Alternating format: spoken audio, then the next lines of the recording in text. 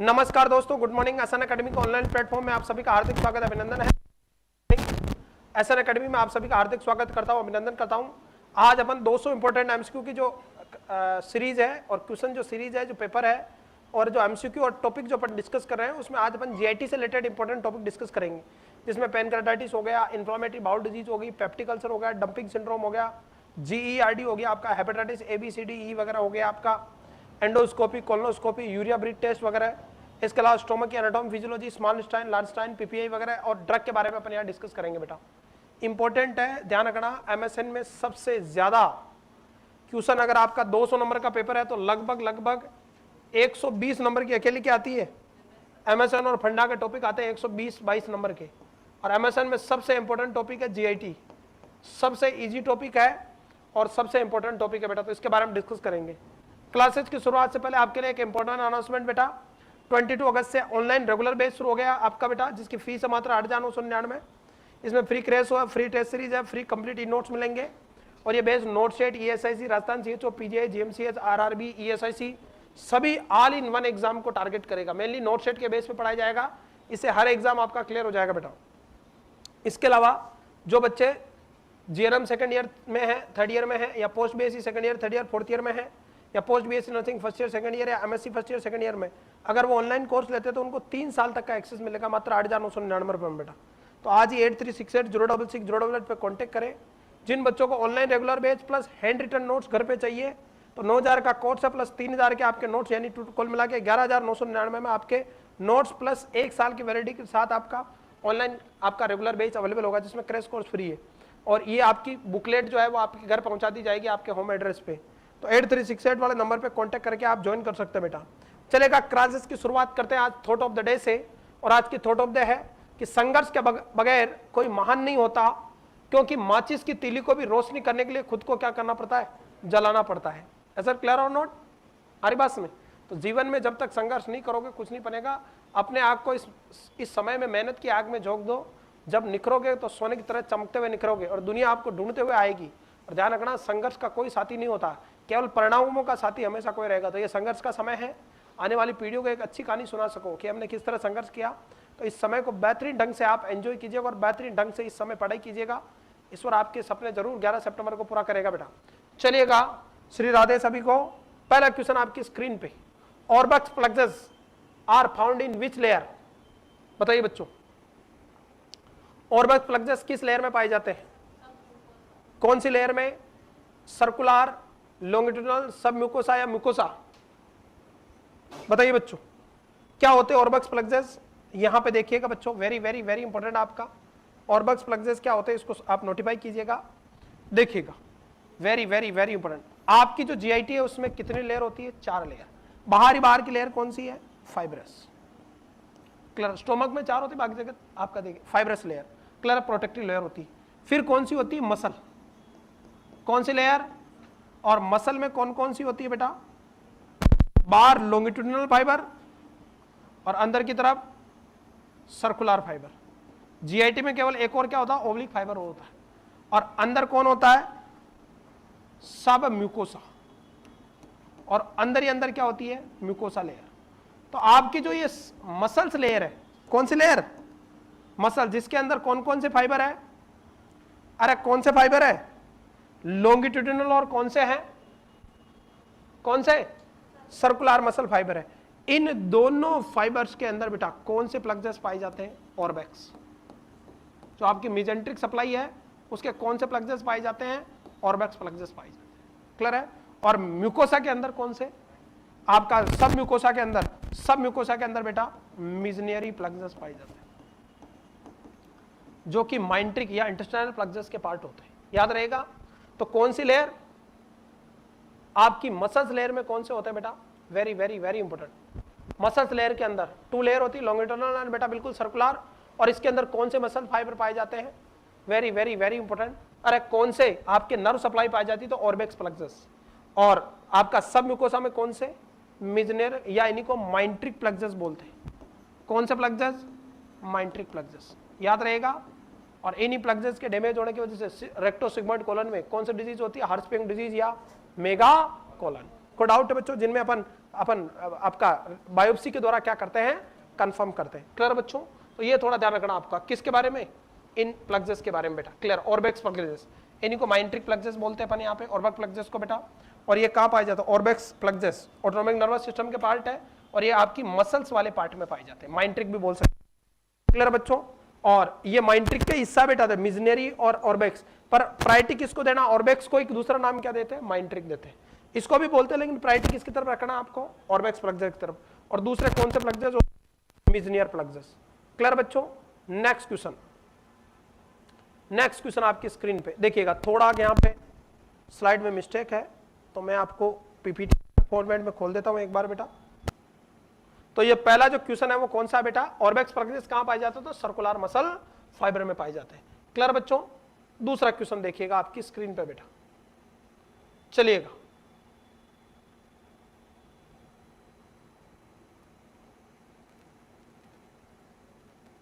चलिएगा बच्चों, the layer of GIT tract is composed of areolar connective tissue containing blood and lymph muscles. बताइए कौन सी layer में आपके लिम्फ मसल्स और एरोटिक आपके कनेक्टिव टिश्यू पाए जाते हैं।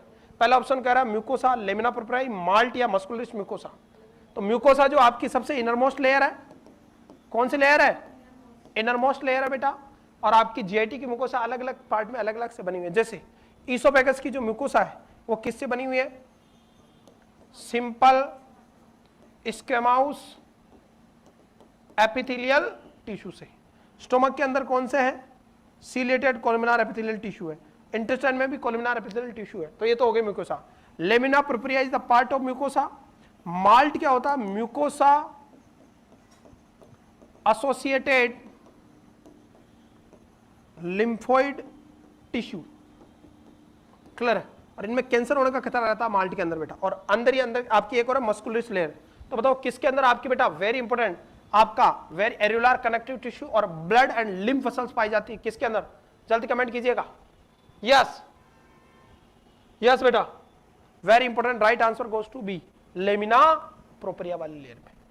कौन सी लेयर में, लेमिना प्रोप्रिया में। कौन से टिश्यू पाए जाते हैं आपका, very important, composed of areolar connective tissue and blood and lymph muscles पाई जाती है लेमिना प्रोप्रिया में।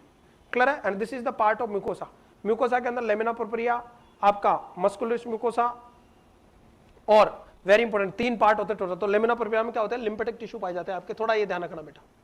चले आगे, नेक्स्ट क्वेश्चन आपकी लेमिना प्रोप्रिया। तो lamina propria is mucosa, a thin layer of loose connective tissue पाए जाते हैं, डेंस इरेगुलर कनेक्टिव टिश्यू पाए जाते हैं, and beneath the epithelium and together with the epithelium constitute of mucosa. और ये इसके साथ मिलकर क्या बनाती है, म्यूकोसा बनाती है बेटा। क्लियर बच्चों? नेक्स्ट देखिएगा, ये देखिएगा, यहां पे अगर शुरुआत करें, बार बार आपकी कौन सी लेयर है, फाइब्रस लेयर है, फिर कौन सी है, मसल्स लेयर, फिर कौन है, सब म्यूकोसा, और अंदर कौन है, म्यूकोसा। म्यूकोसा के अंदर लेमिना प्रोप्रिया और एपिथेलियल लाइनिंग आपकी पाई जाती है बेटा, एपिथेलियल म्यूकोसा पाई जाती है। क्लियर है? आरी बात में। Next, the ascites client came to the hospital, physician remove the fluid from the peritoneal cavity. Ascites कहां पे कलेक्ट होता है, पेरिटोनियल कैविटी में। कितने ज्यादा फ्लूइड एक्युमुलेट होना, 50 ml से, क्योंकि पेरिटोनियल कैविटी में एवरेज फ्लूइड कितना होता है, 10 से 20 ml, 10 से 20 ml ही होता है, लेकिन 50 ml तक नॉर्मल है। 50 ml से ज्यादा क्या कहलाता है, एसाइड्स। क्लियर बच्चों? नेक्स्ट देखिएगा, तो उसको पेरिटोनियल कैविटी में क्या हो गया, एसाइड्स हो गया।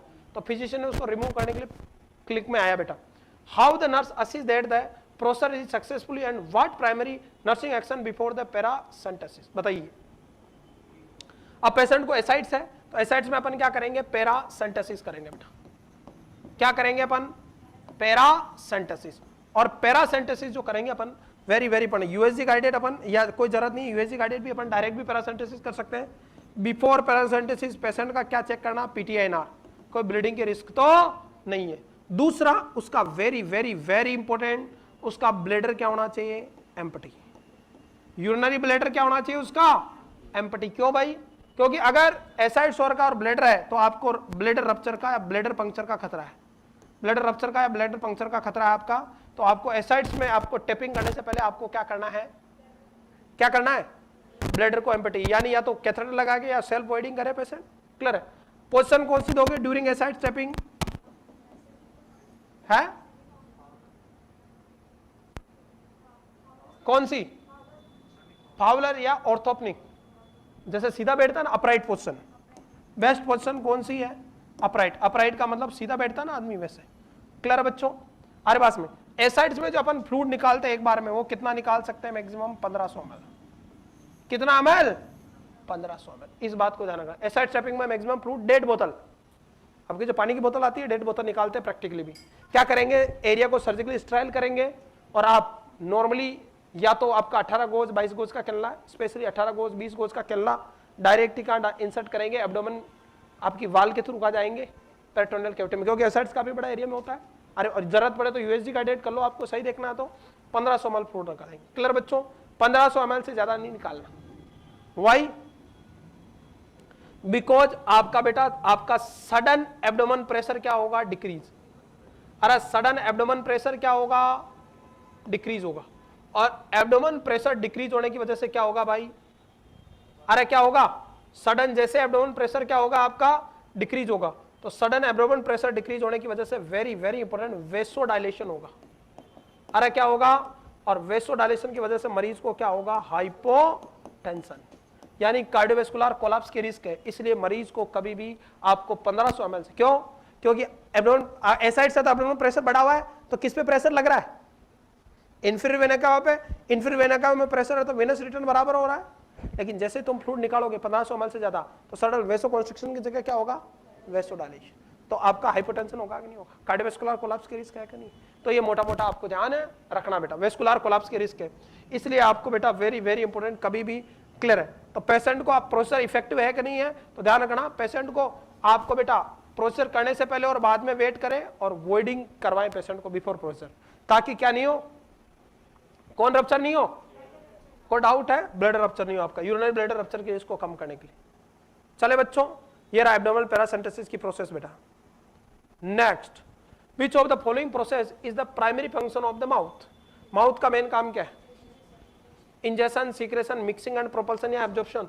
तो जो मेन जो कारण है, डपाडप जो खाते हो कहां से शुरुआत होती है? इंजेक्शन से। क्लियर है? मशीनरी है जो लाइफ लॉन्ग चलती है। चले आगे। Next, the inflammation of mucous membrane of the teeth is called. Teeth की म्यूकस मेम्ब्रेन का इन्फ्लामेशन क्या कहलाता? देखिएगा, stomatitis, inflammation of, very important, mouth mucous membrane. कितनी अच्छी राइटिंग आ रही है। Inflammation of mouth mucous membrane क्या कहलाता है? स्टोमेटाइटिस। और स्टोमेटाइटिस का जो लीडिंग कारण रहता है वो स्ट्रेस रहता है बेटा, या कॉन्स्टिपेशन। क्यों? क्योंकि स्ट्रेस और कॉन्स्टिपेशन से विटामिन बी ग्रुप की कमी होगी, इसीलिए अपन बी कॉम्प्लेक्स देते हैं और पानी पीने के लिए कहते हैं अपन। क्लियर है? हाई स्पाइसी डाइट वगैरह। यूलियाइटिस, यूलियाइटिस का मतलब होता है बेटा inflammation of very important teeth की मेम्ब्रेन या आपका बेटा गम्स मेम्ब्रेन का इन्फ्लामेशन। हेलोटोसिस का मतलब bad breathing from mouth. Clear है? और ये देखने को मिलता है किसमें? लिवर सिरोसिस वाले मरीजों में। क्लियर बच्चों? और चिलोसिस का मतलब क्या? ड्राई क्या? लिप्स या लिप्स क्रैकिंग। लिप्स का क्रैकिंग होना क्या कहलाता है? चिलोसिस कहलाता है। लिखा हुआ समझ में आ रहा है बेटा? यस, साफ दिख रहा है ना? यस, बहुत बढ़िया। चले आगे। तो राइट आंसर क्या जाएगा? B is the right answer. Ulitis is known as inflammation of mucous membrane of the teeth. Clear बच्चों? चले आगे। ऐसे दिखेंगे दांत, देखना, वेरी वेरी वेरी इंपॉर्टेंट आपका। इस तरह से ये देखे यूलियाइटिस, ये पीला पीला जो जम गया ना आपके दांतों पे, इसकी म्यूकस मेम्ब्रेन, यूलियाइटिस बोलते हैं इसको। क्लियर है? लार्जेस्ट टेस्ट बड्स आर, सबसे बड़ी टेस्ट बड्स कौन सी होती है? आपने देखा होगा टंग जो है बेटा आपकी, इस टंग पे यहां पे टेस्ट बड्स पाए जाते हैं। ये कौन सा? स्वीट। क्लियर है? आरी बात में। और ये वाला सोर, ये वाला साल्ट, नमकीन। और जो पोस्टीरियर 1/3 है वो कौन सा टेस्ट? Bitter taste. कौन सा टेस्ट? बिटर टेस्ट आपका फील कराती है। पोस्टीरियर 1/3 को सप्लाई किसके द्वारा? 9th क्रेनियल नर्व, जिसको अपन क्या बोलते हैं? ग्रोसोफेरिंजियल। उसके द्वारा टेस्ट के मैसेज ले जाते हैं। और टेस्ट एरिया कहां पे? टेस्ट एरिया कहां पे आपका? कौन सी लोब में? पैराइटल लोब में, वहां पे पढ़े जाते हैं, याद रहेगा। और एंटीरियर 2/3 ऑफ टंग से कौन सी? सेंसरी ब्रांच किसकी? फेशियल की। फेशियल की sensory branch anterior 2/3 of tongue से क्या ले जाती है? टेस्ट के सेंसेशन। टिप पे कौन सा? स्वीट। आरिवास में सोर और साल्ट, खट्टा और नमकीन कहां पे, लेटरल टंग पे, और पीछे की तरफ कौन सा, बिटर टेस्ट। ककड़ी खाते हो आप, कड़वी निकलती तो बहुत देर चबाने के बाद कड़वी लगती, फिर थूकते हो आप, जबकि मीठा तुरंत जीभ पे रखते पता जाता है। क्लियर बच्चों। इस पे क्या होते हैं बेटा, पेपलाई पाए जाते हैं। ये जो पेपलाई होते हैं वो टेस्ट रिसेप्टर की तरह काम करते हैं। और सबसे बड़े कौन से होते हैं, वेलेट। अरे कौन से होते हैं बेटा, wallet. Is it clear or not? Right answer goes to clear। और ये तीन तरह के होते हैं, वेलेंट, फंजीफॉर्म और फ्यूजीफॉर्म। को डाउट है, वेलेंट पेपलाई ऐसे वी शेप में होता है यू। क्लियर बच्चों, आगे बढ़े। नेक्स्ट क्वेश्चन आपकी स्क्रीन पर चलेगा, पेन चेंज करते हैं बेटा। Next question, what is the early symptom of gastric cancer, बताइए। गैस्ट्रिक कैंसर है, इसको गैस्ट्रिक कैंसर को क्या बोलते हैं अपन, gastroma. Gastric most common gastric cancer कौन सा होता है, गैस्ट्रोमा। और गैस्ट्रोमा सबसे ज्यादा किसको अफेक्ट करता है, फंडस को। सबसे ज्यादा गैस्ट्रोमा कहां होता है, फंडस में।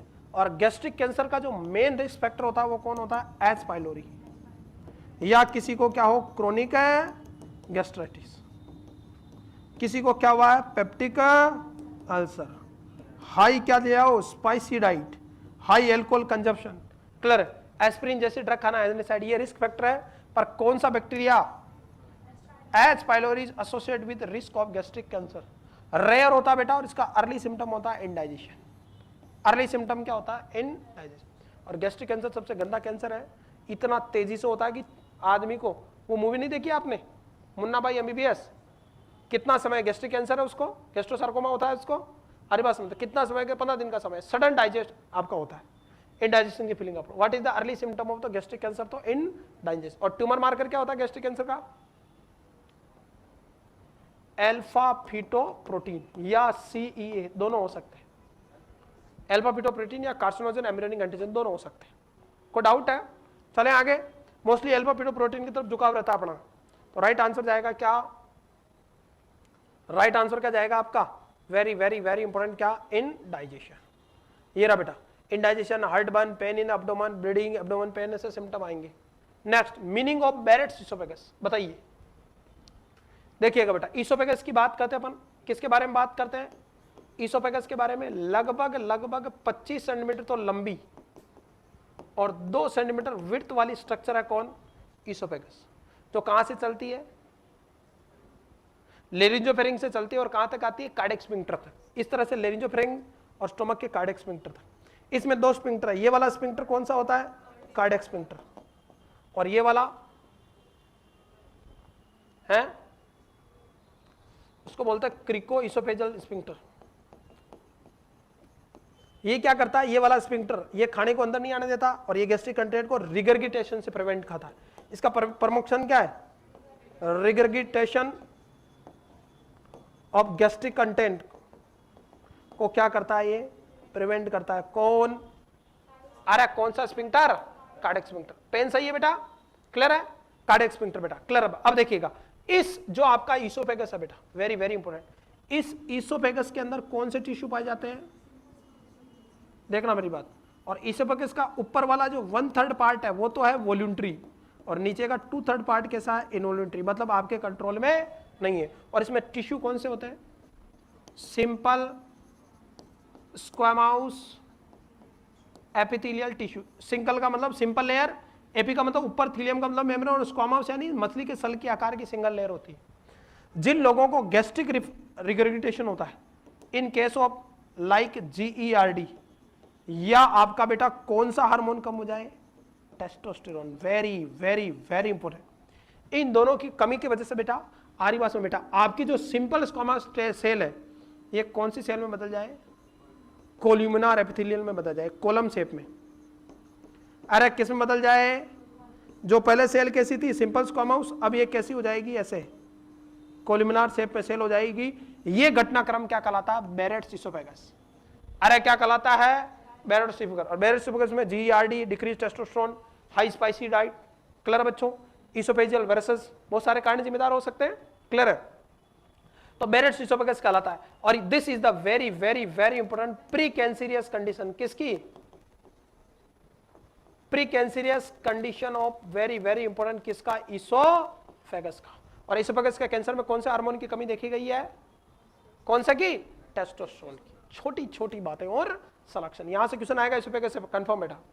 क्लियर। इससे रिलेटेड डिसऑर्डर आएगा एक आपका कौन सा, इसोफेजियल वर्सेस, जिसमें अपन संगस्टन ब्लैक मोरी ट्यूब यूज करते हैं, पोर्टर हाइपरटेंशन में पढ़ेंगे अपन। क्लियर है यहां तक। तो यहां पे क्या होगा आरिबास में, lower oesophagus lined by columnar epithelial tissue. Right answer क्या जाएगा? लोअर इसोफेगस कौन से सेल से बनी होती है? नॉर्मल सिंपल स्क्वामाउस से। लेकिन आपका जीआरडी होगा तो एचसीएल रिग्रेगेट करेगा, हाईली एसिडिक है, इन सेल के अंदर क्या होगा? एनाप्लेशिया। और ये कैसी कंडीशन है? कार्सिनोमा इन सिटू यानी प्री कैंसरियस कंडीशन है। आगे जाके ये किस में कन्वर्ट हो सकता है? इसोफेगल कैंसर में। कोई डाउट है? तो राइट आंसर क्या जाएगा बच्चों?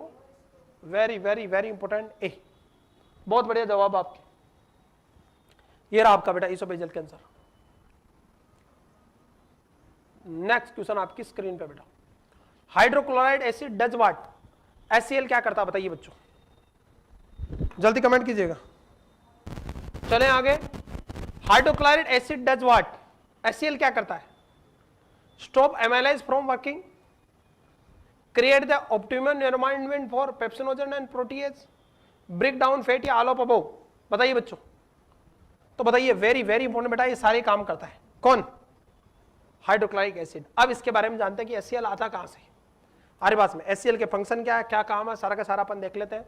सबसे पहले बात करते हैं, इसको जानने के लिए आपको क्या पढ़ना पड़ेगा? स्टोमक। अरे किसके बारे में? गैस्ट्रिक के बारे में जानना पड़ेगा। गैस्ट्रो, स्टोमक को क्या बोलते हैं अपन? गैस्ट्रो। हमारे पास में क्लियर है। या इसी को अपन क्या बोलते हैं? Reservoir of food. फूड का क्या है? टेम्पररी रिजर्व है, कम से कम 3 से 4 घंटे तक टेम्पररी रिजर्व रहता है। कौन? फूड। अब इसको समझ। और यहां से एक क्वेश्चन कंफर्म आएगा, अभी सुन लेना मेरी बात, नोट सेट का पेपर उठा के देख लो। आपका जो स्टोमक के जो हार्मोन रिलीज होते हैं वहां से एक क्वेश्चन जरूर आता है कि कौन सा कहां से रिलीज होता है। क्लियर। स्टोमक की अगर बात करें बेटा तो टोटल इसकी जो लेंथ है वो 25 सेंटीमीटर होती है। और ये कैसा होता है? एम्प्टी कैसा होता है? जे शेप। और फुल होने के बाद पायरिफॉर्मी शेप में हो जाता है, थैला बन जाएगा ना नाशपाती के आकार का। और पहले कैसे होता है? जे शेप। इस तरह से होता है बेटा। 25 सेंटीमीटर लंबी स्ट्रक्चर है जो कहां से कहां? कार्डियक स्फिंक्टर से लेके कहां तक है? कौन से स्फिंक्टर तक? पाइलोरिक स्फिंक्टर तक ये पाया जाता है बेटा, 25 सेंटीमीटर। और मेस्टली ये कौन से में होता है? लेफ्ट एपिगैस्ट्रिक और लेफ्ट अम्लाइकल वाले एरिया में। लेफ्ट साइड में थोड़ा होता है आपका, हमारी पास में लेफ्ट हाइपोकॉन्ड्रिया तक पहुंचा होता है, जैसे पायरिफॉर्मी शेप है बेटा। इसकी जो कैपेसिटी होती है ना बेटा, वेरी वेरी इंपॉर्टेंट, अडल्ट में ये होती है 1 से 1.5 लीटर, और फ्री का मिल जाए तो 2 से 4 लीटर तक भी जा सकती है, डपाटप ठूसने को मिल जाए हमारे पास में। आपका चिल्ड्रन में कितना होता है? चिल्ड्रन में कैपेसिटी कितनी? लगभग 400 ml के आसपास। कितने ml के आसपास? इन्फेंट में 90 ml के आसपास, और न्यूबॉर्न में ये सारे क्वेश्चन आ चुके हैं 10 ml के आसपास इसकी कैपेसिटी होती है। ओ सॉरी, एक दिन का न्यूबॉर्न है तो 10 ml, और 2-3 दिन बाद कितनी कैपेसिटी हो जाती है? 30 ml। 30 ml। इसलिए न्यूबॉर्न को अपन को क्या करनी पड़ती है? बार बार फ्रिक्वेंट फीडिंग करानी पड़ती है। थोड़ा ज्यादा दूध पीते उल्टी कर देता, बफिंग करता वो हमारे पास में। क्लियर बच्चों? तो ये इन्फेंट का और न्यूबॉर्न का और अडल्ट का ध्यान रखना बेटा। स्टोमक, गैस्ट्रो, रिजर्व और फूड। क्लियर है? इसके 4 पार्ट होते हैं। पहला कौन सा रीजन? Cardiac reason. फिर कौन है? फंडस। फिर सबसे बड़ा पार्ट कौन है? बॉडी। और फिर कौन सा है? पाइलोरस। पाइलोरस में 2 पार्ट है, ये वाला चौड़ा वाला हिस्सा पाइलोरस एंट्रम, और ये क्या कहलाएगी? Pyloric canal. 2 स्फिंक्टर, एक पाइलोरिक स्फिंक्टर और एक कौन सा? Cardiac sphincter. कार्डियक स्फिंक्टर क्या करता है बेटा? गैस्ट्रिक जूस को इसोफेगस की तरफ रिफ्लेक्स होने से या रिगर्गिटेशन को प्रिवेंट करता है। अरे बार बच्चों, अगर इसमें प्रॉब्लम हुई तो इससे रिलेटेड बीमारी कौन सी है? GERD, या बेरेट्स इसोफेगस भी कर सकता है। और ये जो मेन इसके लिए जिम्मेदार हार्मोन कौन होता है? वो एस्ट्रोजन का बढ़ना। प्रेगनेंसी के दौरान GERD रहती है, एस्ट्रोजन हार्मोन जिम्मेदार रहता है। दूसरा, पाइलोरिक स्फिंक्टर में अगर बेटा और कौन सी muscle fibre? Circular muscle fibre की हाइपरट्रोफी हो जाए तो इससे रिलेटेड बीमारी होती है कौन सी? पाइलोरिक, कौन सी? Pyloric stenosis. कौन सा? क्लियर। और ध्यान रखना, स्टोमक में टोटल कितनी लेयर होती है? 4। बाहरी बार फाइब्रस, फिर मसल, मसल्स के अंदर फिर 3 हो रही है, बार लॉन्गिट्यूडिनल, फिर सर्कुलर, और फिर क्या होती है? ऑब्लिक, फिर सब म्यूकोसा, और फिर क्या? म्यूकोसा और बार फाइबर है। तो टोटल 4 लेयर होती है। तो मसल्स लेयर एक एक्स्ट्रा होती है किसमें? स्टोमक में। बाकी सब जगह 2 ही लेयर होती है। कौन सी? बाहर लॉन्गिट्यूडिनल और अंदर कौन सी? सर्कुलर। और उसको कौन सी नर्व सप्लाई पाई जाती है?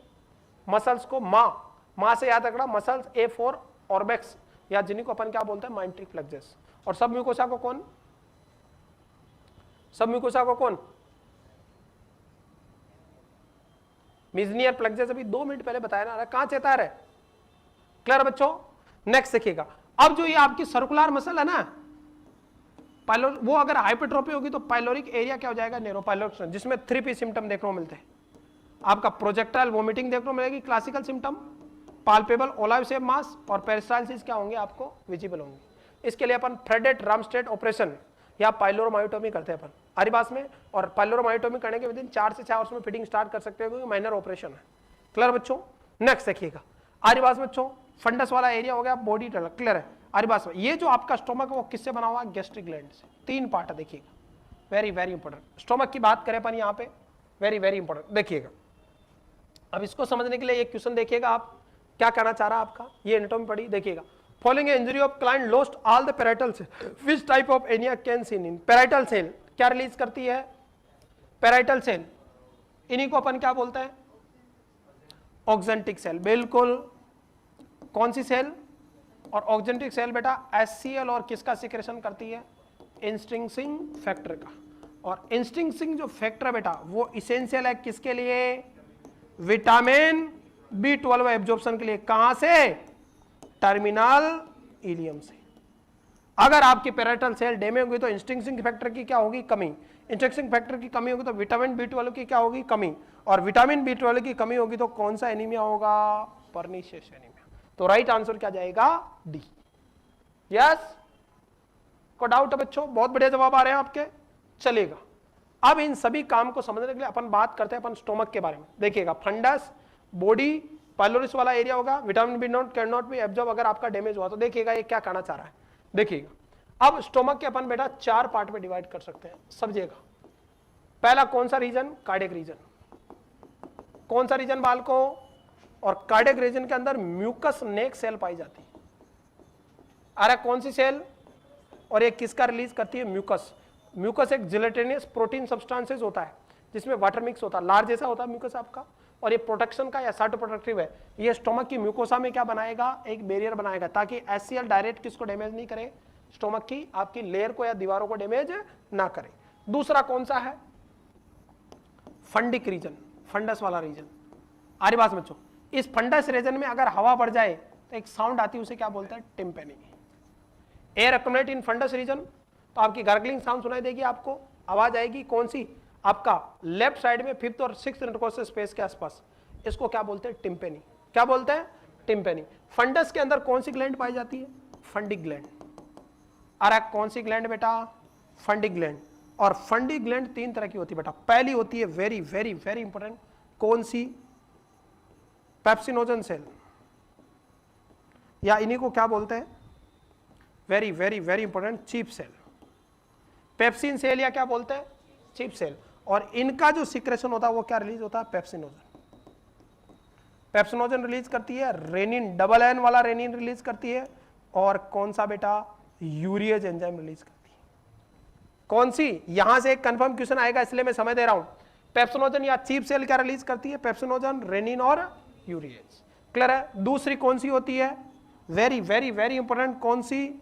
आपकी जो मैंने अभी बताई, कौन सी? Oxyntic cell. और पो ऑक्जेंटिक का दूसरा नाम क्या है? Parietal cell. पेराइटल, पो गड़ा है ना, तो पैराइटल को क्या बोलते हैं अपन? ऑक्जेंटिक। और इसके द्वारा क्या रिलीज होता है? HCl और इंस्टिंक्टिंग फैक्टर। याद रहेगा। और तीसरी होती है बेटा कौन सी? Mucous cell. और म्यूकस सेल यहां पे क्या रिलीज करती है? म्यूकस का। इनका नाम होता है म्यूकस नेक सेल, म्यूकस का रिलीज करती है। तीसरा पार्ट होता है कौन सा? बॉडी। बॉडी आपका स्टोमक का सबसे लार्जेस्ट पार्ट है। अरे कैसा पार्ट है? सबसे लार्जेस्ट पार्ट कौन सा बेटा? बॉडी। को डाउट है बेटा? और बॉडी के अंदर सबसे ज्यादा कौन सी सेल पाई जाती है? ऑक्जेंटिक या पेंसी सेल, पैराइटल, जो किसका सिक्रेशन करती है? HCl की। और लास्ट पार्ट कौन सा बेटा? Fundus, sorry pylorus. Last part कौन सा है? पाइलोरस। पाइलोरस के अंदर एक तो पाइलोरिस एंट्रम होता है और दूसरा क्या होता है? Pyloric canal. इसके अंदर फिर 2 तरह की सेल होती है। एक तो सेल होती है जी सेल, ये जी सेल किसका रिलीज करती है? गैस्ट्रीन का। और दूसरी होती है बेटा म्यूकस नेक सेल, जो किसका रिलीज करती है? म्यूकस का। यहाँ पे भी ऑक्जेंटिक और पैरेटल सेल और म्यूकस नेक सेल होती है जो म्यूकस का रिलीज करती है। यानी देखो हर जगह म्यूकस नेक सेल है कि नहीं है, चाहे आपका कार्डियक रीजन देख लो, फंडिक रीजन देख लो, बॉडी या पाइलोरिस, हर जगह कौन सी सेल है, म्यूकस नेक सेल। तो ये तो सब जगह पाई जाती है। इसके अलावा पेप्सिनोजन, रेनिन और यूरिएज किसके द्वारा, नाम से पता, पेप्सिनोजन, पेप्सिनोजन सेल या इन्हीं को पेप्सिन सेल बोलते हैं। कौन सी सेल, या इन्हीं को बोलते हैं चीप सेल। अरे क्या, सीधा याद रखना CPR, कौन सा आर, चीप सेल से क्या पेप्सिनोजन और रेनिन और यूरिएज रिलीज होगा। और आपका बेटा वेरी वेरी, आपका कौन सा हाई, हाई किससे रिलीज होता है, ओई से। आप कहोगे ना ओई तो वो कहेगा हाई, करेगा नहीं करेगा। तो ऑक्जेंटिक सेल किससे से क्या रिलीज होता है, और इंस्टिंक्ट। ये क्वेश्चन ध्यान रखना, और ये सबसे ज्यादा कंफ्यूज करता है। ये 1 लाइनर क्वेश्चन आता है एम्स में, मैं खुद गलत करके आया हूँ उसको, नोटशीट 2017 में एम्स के अंदर बेटा, समझ रहे मेरी बात, एम्स के एग्जाम में। तो ये गलती नहीं करनी थी। उसमें पूछा था कि पेप्सिनोजन किससे, और मैंने क्या लगा दिया, पेप्सिनोजन मतलब पैराइटल याद रह गया, जबकि किससे रिलीज होता है, चीप सेल से। तो ऐसी गलतियां होती है एग्जाम में, कोई बड़ी बात नहीं है।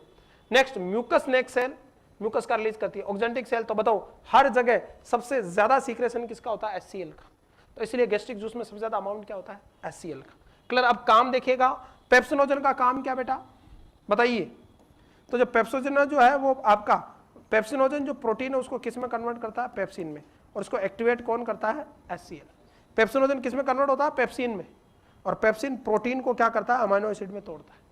याद रहेगा। दूसरा रेनिन, याद करो, डबल एन वाला रेनिन, एक सिंगल वाला रेनिन कहां से आता है, एक सिंगल वाला रेनिन कहां से आता है, जेजी सेल से, जक्स्टाग्रानुलर सेल एफरेंट आर्टेरियोल की तरफ, जो क्या करता है, रेनिन एंजियोटेंसिन एल्डोस्टेरोन सिस्टम बनाता है। और ये डबल एन वाला, ये डबल एन वाला रेनिन क्या करता है, मिल्क कर्डिंग एंजाइम है, ये आपका कैसिनोजन को किस में कन्वर्ट करता है, कैसिन में।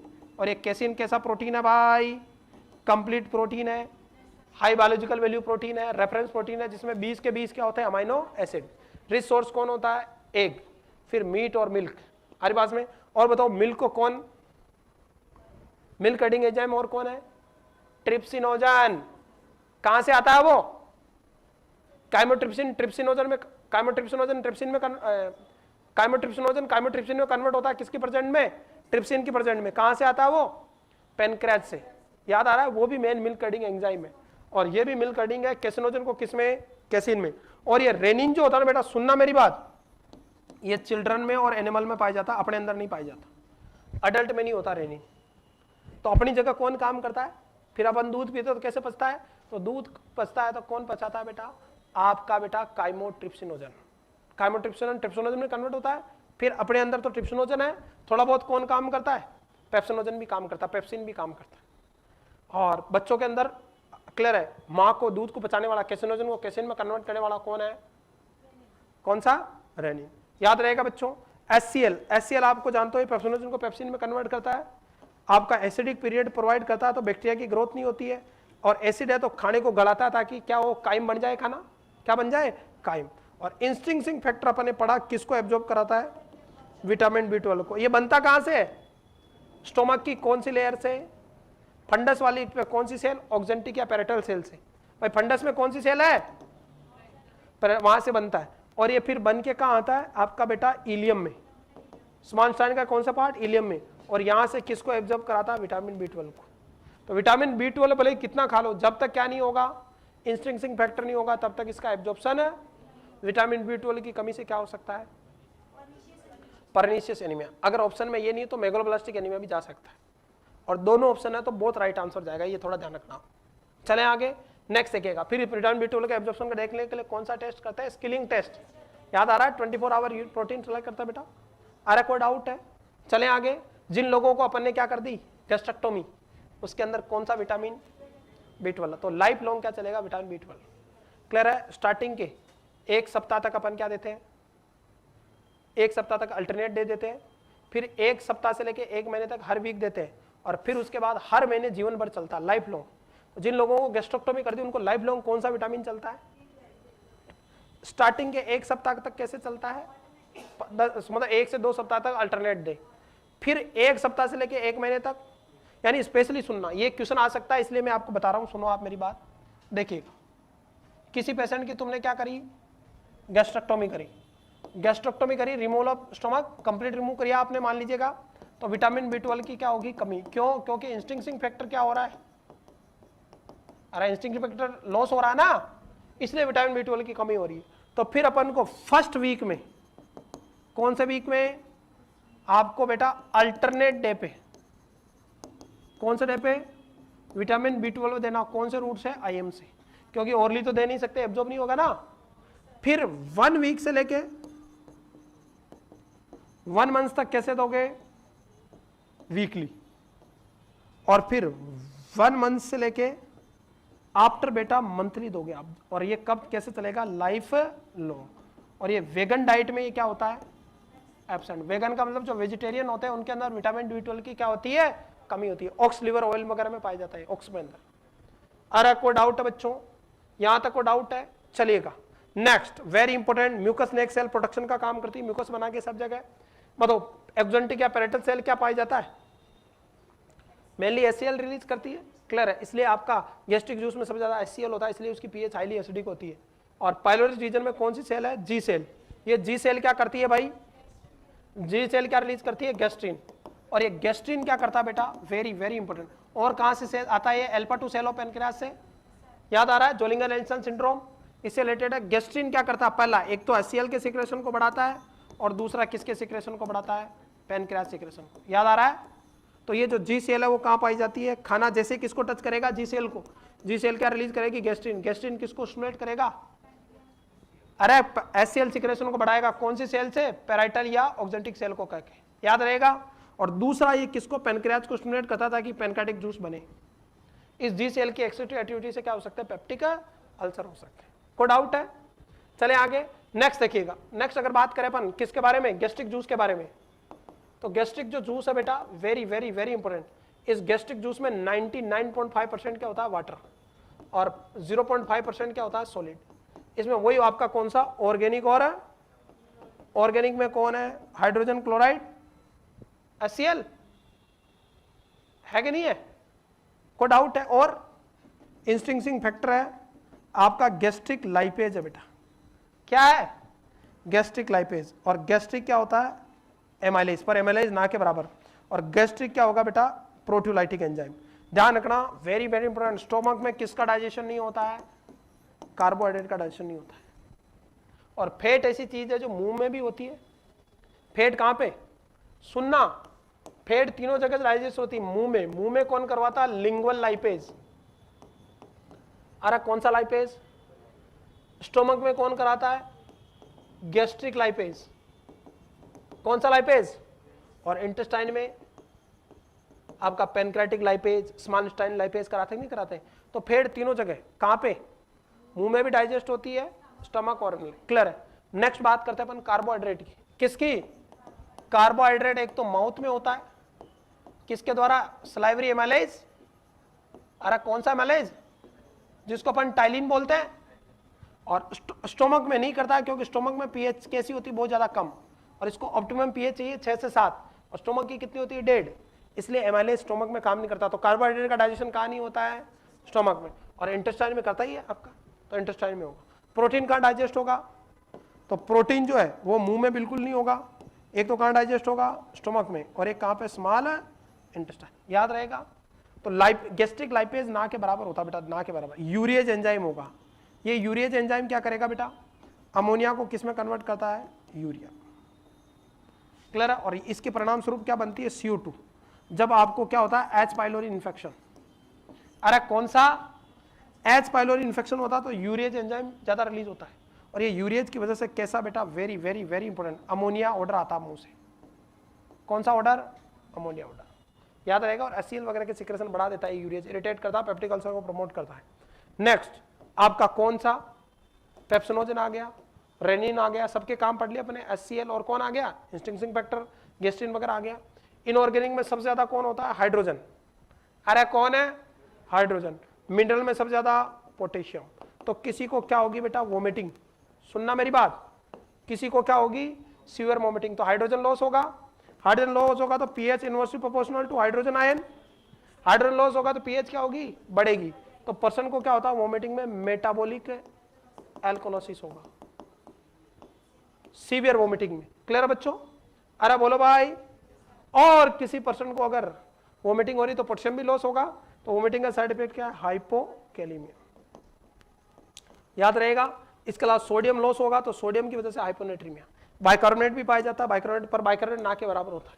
क्लोराइड होगा। हाँ अब सुनिएगा, बट लेटर स्टेज में जब आपका very very important severe complication होगा तो क्या होगा? अब आपकी बॉडी से जब आपको वोमिटिंग हो रही तो पूरा HCl लॉस हो गया, ग्लूकोज भी लॉस हो गया, तो अब खाना किसका टूटेगा? फैट का। और फैट टूटने से क्या बनेंगे? Fatty acid. तो फाइनली क्या होगा? वापस क्या होगा? Metabolic acidosis. तो finally death is due to metabolic acidosis. क्यों? क्योंकि जब आप वोमिटिंग करोगे तो सारा ग्लूकोज लॉस होगा, तो अब ग्लूकोज चला गया तो उसकी जगह कौन टूटेगी? फैट टूटेगी तो बॉडी में फैटी एसिड बढ़ेंगे, और किसका लॉस होगा? फैटी एसिड बढ़ेंगे तो क्या होगा? एसिड बढ़ने से क्या होगा? Metabolic acidosis. तो वोमिटिंग में मेटाबॉलिक अल्कोलोसिस, लेकिन लेटर स्टेज में क्या होगा? मेटाबॉलिक एसिडोसिस हो जाएगा। याद रहेगा। चले आगे। और मोस्ट कॉमन वोमिटिंग का इलेक्ट्रोलाइट इंबैलेंस कौन सा होता है? तो हाइपोकैलेमिया। आंखें बंद करके। और क्या होता है आपका पीएच में क्या फर्क पड़ेगा? तो मेटाबॉलिक एसिडोसिस अल्कोलोसिस होगा। लेटर स्टेज में अगर क्या हो, जब आपकी फैट टूटने लग जाए, कीटोन्स बने, तो क्या होगा? Metabolic acidosis. पहले अल्कोलोसिस ही होगा। याद रहेगा। चले आगे। क्लियर है। गैस्ट्रिक जूस पर डे, इसकी पीएच बहुत कम होती है बेटा, 0.9 से लेके 1.1 के आसपास। हाईली एसिडिक होती है और अमाउंट होता है 1000 से 1200 ml। और सबसे ज्यादा HCl की वजह से इसकी पीएच होती है। और ये HCl के इसके लिए कौन सी जिम्मेदार सेल है? पैराइटल या कौन सी सेल? Oxyntic cell. सबसे ज्यादा यही सेल पाई जाती है। और इन्हीं पैराइटल सेल को अपन कह सकते हैं स्टोमक की structural and functional unit. Stomach parenchyma कौन है? आपकी गैस्ट्रिक ग्लैंड, और गैस्ट्रिक ग्लैंड में मेन ग्लैंड कौन सी होती है? पैराइटल। कोई डाउट है बाल को? ये पूरी बातें हो गई किसके रिलेटेड? स्टोमक से related. Next question. Maximum absorption of alcohol take place in, सबसे ज्यादा अल्कोहल कहां से? स्टोमक में। देखा होगा आपने, दारू पिया, अल्कोहल इसे कैसा है बेटा? CNS डिप्रेजेंट है। पहली बात हो ध्यान रखना। अरे अल्कोहल कैसा है? इनिशियली 2 पेग जाते हैं तो CNS स्टिमुलेंट है। 2 पेग जाएंगे तो आदमी तू मेरा भाई है, तेरे लिए जान दे दूंगा, हरिवास में आज गाड़ी तेरा भाई चलाएगा, ऐसा सीन होता है कि नहीं होता है हरिवास में? फिर पुरानी श्वेता, कमला, राधा सबकी याद आती है क्लास की हरिवास में, और आदमी खुलता है इस समय। बट जब हाई डोज हो जाएगी तो ये CNS क्या होगा? डिप्रेजेंट। फिर वो गाली गलौज पे आ जाएगा। और उसको बताओ अल्कोहल वाले को सबसे ज्यादा कौन सा? ऑडिटरी एल्यूसिनेशन। कौन सा एल्यूसिनेशन? तुम उसको भाई कहोगे तो उसको गाली लगेगी, तो उसको तुमने गाली किससे दी? लड़ता ना। जबकि तुम लोग ऐसे मरीजों को कौन सा एल्यूसिनेशन होता है? ऑडिटरी। इसलिए अगर ऐसा मरीज मिले आपको कहीं, या कोई दारू पिया मिले, तो ज्यादा मुंह ना लगाए। क्लियर है। अब फिर बाद में क्या होगा? CNS depressant. और CNS डिप्रेजेंट होगा तो गाली गलौज करता है, और ज्यादा डिप्रेज होगा तो बिल्कुल ठंडी जगह जाके सोता है। स्वान निद्रा अल्पहारिज है। स्वान की तरह नाली में जाके सोता है, नहीं सोता आदमी? क्लियर बच्चों। तो CNS डिप्रेजेंट आसपास में दुनिया का बेहतरीन आदमी होता है वो। फिर उस पर मूत्र विसर्जन किया जाता है टांग उछा के डॉगी के द्वारा आसपास में। तो ऑडिटरी एल्यूसिनेशन होगा। और लेटर स्टेज में ये मेनली कौन सा है? Initially CNS stimulant, but main action क्या है? CNS डिप्रेजेंट है बेटा। स्टोमक के द्वारा एब्जॉर्ब होता है, और इतना फास्ट एब्जॉर्ब होता है कि पीने के विद इन 2 to 3 मिनट में कहा जाता है? ब्लड में। अगर किसी पर्सन ने क्या लिया? अल्कोहल, तो पीने के कितने मिनट में? 2 से 3 मिनट में कहा जाएगा वो? अरे कहां पे? क्लियर। और दुनिया की सब दर्द की बेहतरीन दुआ है। अकेला ना पिए, चकड़ा मेरा बोतल तुम्हारी। क्लियर बच्चों। पर दारू पीना स्वास्थ्य के लिए क्या है? हानिकारक है, तो नहीं पीना है। चले आगे। तो स्टोमक के द्वारा तेजी से एब्जॉर्ब होता है। बताओ लीगल ड्रिंकिंग ड्राइविंग लेवल कितना है? 20 से 30 मिलीग्राम पर DL is a legal driving level. Driving आपका क्या? Alcohol level. अगर अल्कोहल की टॉक्सिसिटी होगी तो क्या ड्रग यूज लोगे? हैं? अल्कोहल की अगर टॉक्सिसिटी हो रही तो कौन सी ड्रग? फॉर्मेपिजोल। और डी एडिक्शन ड्रग कौन सी? अल्कोहल की डाइसल्फ्यूराम। याद रहेगा। और वेरी वेरी वेरी इंपॉर्टेंट, अगर इसको अल्कोहल विड्रॉल सिम्टम आ रहा है तो क्या करोगे? लिब्रियम, क्लोरडाइजिपोक्साइड, लिब्रियम जो कि एक anti anxietic, minor tranquilliser, minor sedative है। साल्ट क्या था? क्लोरडाइजिपोक्साइड, विड्रॉल सिम्टम को ट्रीट करने के लिए। आरे पास में अल्कोहल, इसी को अपन क्या बोलते हैं? Ethanol, CH3 CH2OH। अगर ये कैसी हो बेटा, एक कार्बन कम हो तो किस में कन्वर्ट होगी, मेथनॉल में। CH3OH, जहरीली शराब, कैसी शराब, और ये सबसे ज्यादा किसको डैमेज करती है, ऑप्टिक नर्व को। इसलिए जहरीली शराब पीने से सबसे पहले क्या होता है, पर्सन ब्लाइंडनेस। और मेथनॉल का एंटीडोट क्या है, एथेनॉल। याद रहेगा मोटा मोटा। चले आगे, छोटी छोटी बातें। और ये ऑप्टिक नर्व को डैमेज करती है, क्यों, क्योंकि आपका फॉर्मेल्डिहाइड बनाती है, और फॉर्मेल्डिहाइड बनने की वजह से जहर होता है बॉडी में और आंखें डैमेज हो जाती है, कई बार डेथ भी हो जाती है, पढ़ते हो ना अखबार में। तो ये मोटा मोटा आपको ध्यान रखना, किससे रिलेटेड, स्मोक से, सारे बता दिए मैंने, कुछ नहीं छोड़ा। नेक्स्ट क्वेश्चन बताइए बच्चों। नेक्स्ट अपन बात करेंगे किसके बारे में, इंटेस्टाइनल जूस के बारे में। Next question, the enzyme present in intestinal juice, trypsin, enterokinase, chymotrypsin या ऑल। तो ये जो ट्रिप्सिन और काइमोट्रिप्सिन तो कहां से आते हैं बेवकूफों, पैनक्रियास से। क्लियर है। अब ये कह रहा है कि प्रेजेंट कौन से होंगे, तो अब क्वेश्चन को समझना बेटा। यहां पे राइट आंसर क्या जाएगा, बी। अबे कमबख्त, तो ये दोनों तो कहां से आते हैं, ट्रिप्सिन और काइमोट्रिप्सिन तो पैनक्रियास के पार्ट है। कौन सा होता है, एंटीरोकाइनेज। अपने कहा कि जो स्मॉल, ये स्टोमक है, ये यहां से कौन है, स्मॉल इंटेस्टाइन शुरू है। सुनना, स्मॉल इंटेस्टाइन जो लगभग 6 मीटर लंबी है, और स्मॉल क्यों बोलता है, क्योंकि इसका जो ल्यूमन है वो नेरो होता है हरी भाषा में, किसकी तुलना में, लार्ज स्टाइन की तरह, इसलिए स्मॉल इंटेस्टाइन बोलते हैं। और ये स्मॉल इंटेस्टाइन कहां से कहां तक होती है, अपर जीआईटी में कौन शामिल है, माउथ से लेके ड्यूडेनम तक। कहां से कहां तक, सुन लेना, माउथ टू ड्यूडेनम किसका पार्ट है, अपर जीआईटी का, याद रहेगा। और जेजुनम से लेके एनस या रेक्टम तक कौन है, लोअर जीआईटी। ये थोड़ा ध्यान रखना। तो ये कुछ पार्ट अपर जीआईटी में और मैक्सिमम पार्ट किसमें, लोअर जीआईटी में। ये जो आपका पार्ट है, ये सी शेप, ये क्या होता है, ड्यूडेनम। ड्यूडेनम कितना है, 25 सेंटीमीटर लंबा। ड्यूडेक्टा ऑक्टम, ड्यूडेक्टा मतलब 12 फिंगर लंबा, 12 फिंगर का मतलब 25 सेंटीमीटर। एक फिंगर में लगभग 1 इंच के बराबर, लगभग 25 सेंटीमीटर, इसलिए ड्यूडेनम बोलते हैं आरी भाषा में। क्लियर बच्चों। अब सुनना, ड्यूडेनम पहला पार्ट होता है 25 सेंटीमीटर, टोटल 6 मीटर लंबी, उसमें से सी शेप कौन होता है, ड्यूडेनम। इसके 4 पार्ट होते हैं ड्यूडेनम का, आपका फर्स्ट, सेकंड, थर्ड और फोर्थ। ड्यूडेनम का जो फर्स्ट पार्ट है यहाँ पे, जो डायरेक्ट किससे टच में है, यहाँ पे सबसे ज्यादा कौन से अल्सर होते हैं, ड्यूडेनल अल्सर। क्यों, क्योंकि काइम सीधा किस में एंटर करता है, काइम जो कि हाईली एसिडिक है। काइम में कौन कौन होता है, म्यूकस, और बताओ, यानी सलाइवा, सलाइवा होगा थोड़ा बहुत, और क्या होगा, फूड, और कौन होगा, गैस्ट्रिक जूस। इन तीनों को, पर काइम किसको प्रायोरिटी देंगे, अगर आपको स्टोमक और ड्यूडेनम दोनों, तो प्रायोरिटी किसको बोलोगे, काइम क्या होता है, एक तो होता है bolus, food plus saliva juice क्या कहलाता है, बोलस। अगर इस फूड प्लस सलाइवा में कौन सा जूस मिक्स हो जाए, गैस्ट्रिक जूस, तो स्टोमक में भी क्या कहलाता है, काइम। बट प्रायोरिटी किसमें देना है, ड्यूडेनम में। याद रहेगा, प्रायोरिटी किसमें देना है, काइम का, ड्यूडेनम में।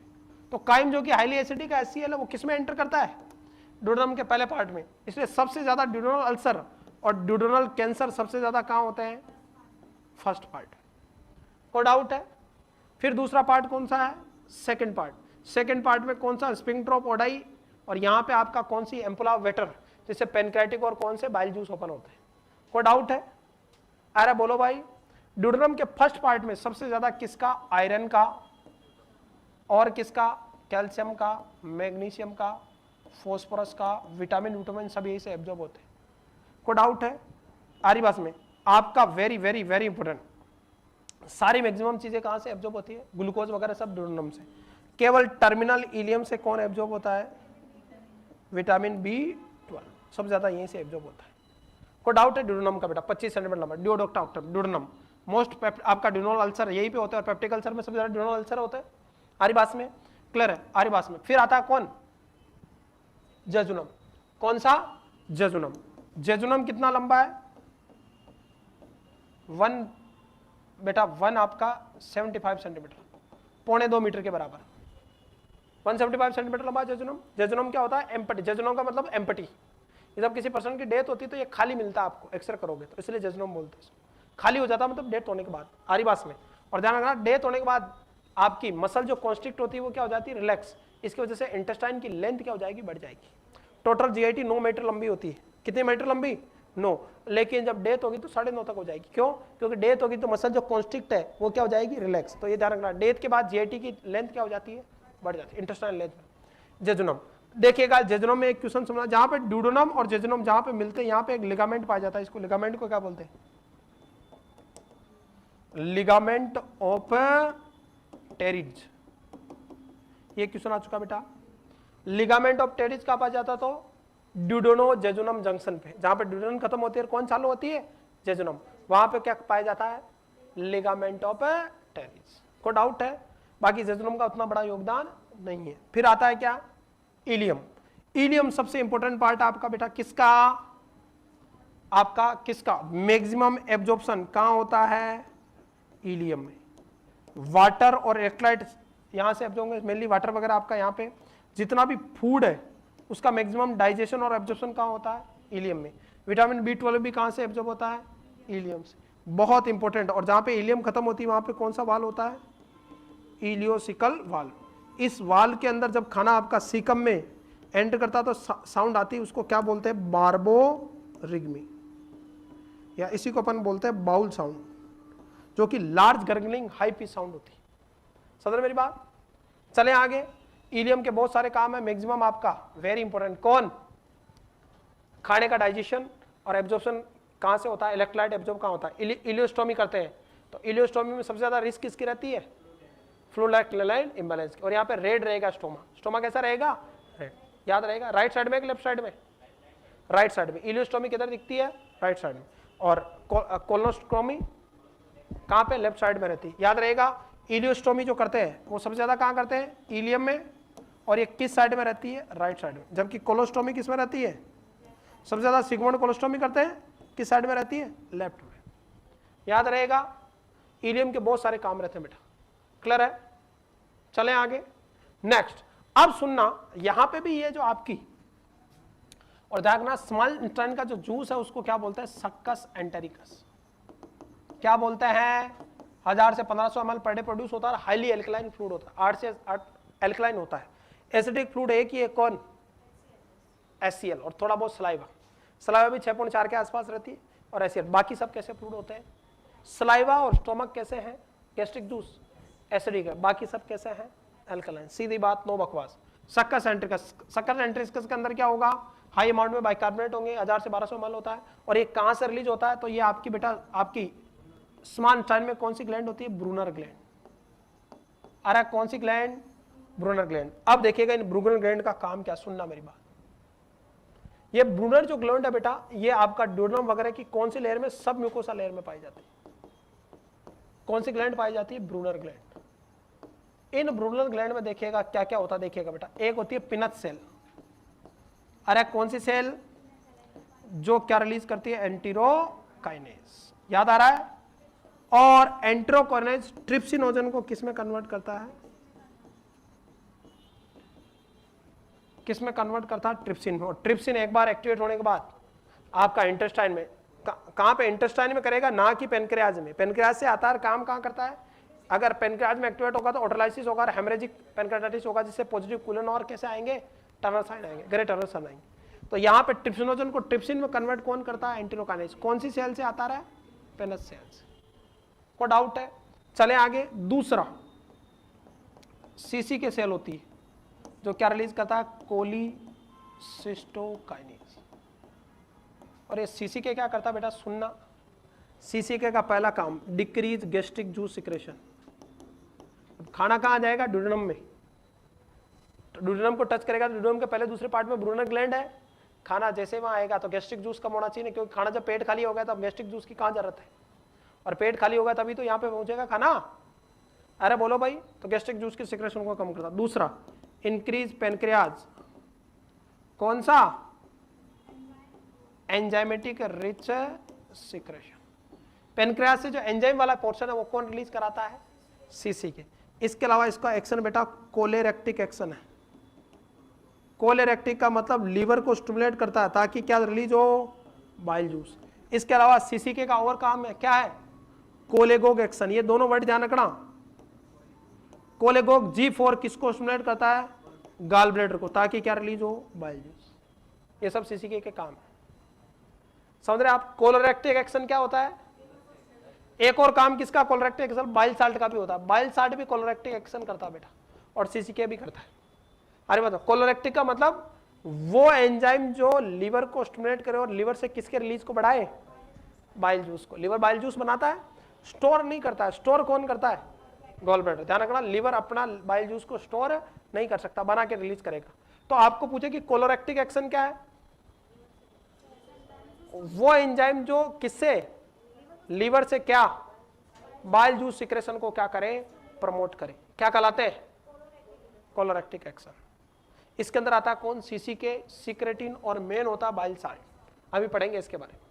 मेन कौन होता है, बाइल साल्ट। और एक एक्शन होता है कौन सा, कोलेगोग एक्शन। कौन सा एक्शन बालको, कोलेगोग। कोलेगोग एक्शन जिसमें कहां से, गोग का मतलब गाल ब्लैडर से किसका सिक्रेशन बढ़े, बाइल जूस। कौन करता है, सीसीके। एक होता है कौन सा, एस सेल। एस सेल क्या रिलीज करती है, सिक्रेटिन। ये क्या करती है, bicarbonate plus water rich pancreatic juice secrete कराती है। बाकी सेम वही गैस्ट्रिक जूस सिक्रेशन को कम करता है। कोलेरेक्टिक और कोलेगोग एक्शन भी है इसका, याद रहेगा। अरे कोई डाउट है, ये मोटी मोटी सेल होगी किसके द्वारा, ब्रूनर ग्लैंड का। कोई डाउट है। इसके अलावा गोबलेट सेल भी पाई जाती है। कौन सी सेल, और गोबलेट सेल किसका सिक्रेशन करती है, म्यूकस का। अरे किसका, म्यूकस का। तो ये बात हो गई किसका। नेक्स्ट, ये जो आपका इलियम है बेटा, ये इलियम की जो सब म्यूकोसा है उसके अंदर बेटा लिम्फेटिक टिश्यू पाए जाते हैं। म्यूकोसा सिटी लिम्फोटिक टिश्यू, और इन टिश्यू में डिफेंस का काम होता है। कौन सी आपकी, लिम्फोसाइड, बी लिम्फोसाइड या WBC मैच्योर होती है यहाँ पे। अरे बस में, इसीलिए इन पैचेस को क्या बोलते हैं, पेयर पैचेस। तो बताओ पेयर पैचेस कहाँ पाए जाते हैं, इलियम में। ये लिम्फोइड टिश्यू होते हैं और किसका काम करते हैं, डिफेंस का। ये WBC को मैच्योर करने में हेल्प करते हैं। तो ये भी क्वेश्चन आ चुका, पेयर पैचेस कहाँ पाए जाते हैं, हाँ इलियम में, स्पेशली टर्मिनल इलियम में। कोई डाउट है। और ड्यूडेनम और जजुनम के बीच में कौन सा, लिगामेंट, लिगामेंट ऑफ टेरिज। और पेयर पैचेस कहाँ पाए जाते हैं, इलियम में। क्या है, कुछ नहीं, लिम्फेटिक टिश्यू का कलेक्शन है आदिवास में। और लिम्फेटिक टिश्यू की वजह से WBC में क्या करते हैं, मैच्योरेशन में हेल्प करते हैं। WBC कौन सी, T और बी लिम्फोसाइड। बी लिम्फोसाइड बनेगी तो एंटीबॉडी बनेगी, उनको हेल्प करते हैं। इसलिए इनको क्या बोलते हैं, डिफेंस का काम करते हैं टर्मिनल। कोई डाउट है बच्चों, अरे बस पेयर पैचेस पाए जाते हैं किसमें, टर्मिनल इलियम में।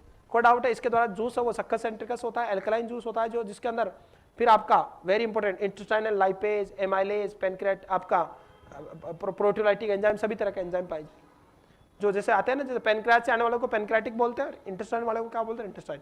लेकिन सबसे ज्यादा डाइजेशन की पावर किसमें है, पेनक्रेटिक में। कोई डाउट है बाल को, ये मोटा मोटा ध्यान रखना आपका, क्लियर है। और ये बहुत इंपॉर्टेंट डाटा आपका क्लियर है।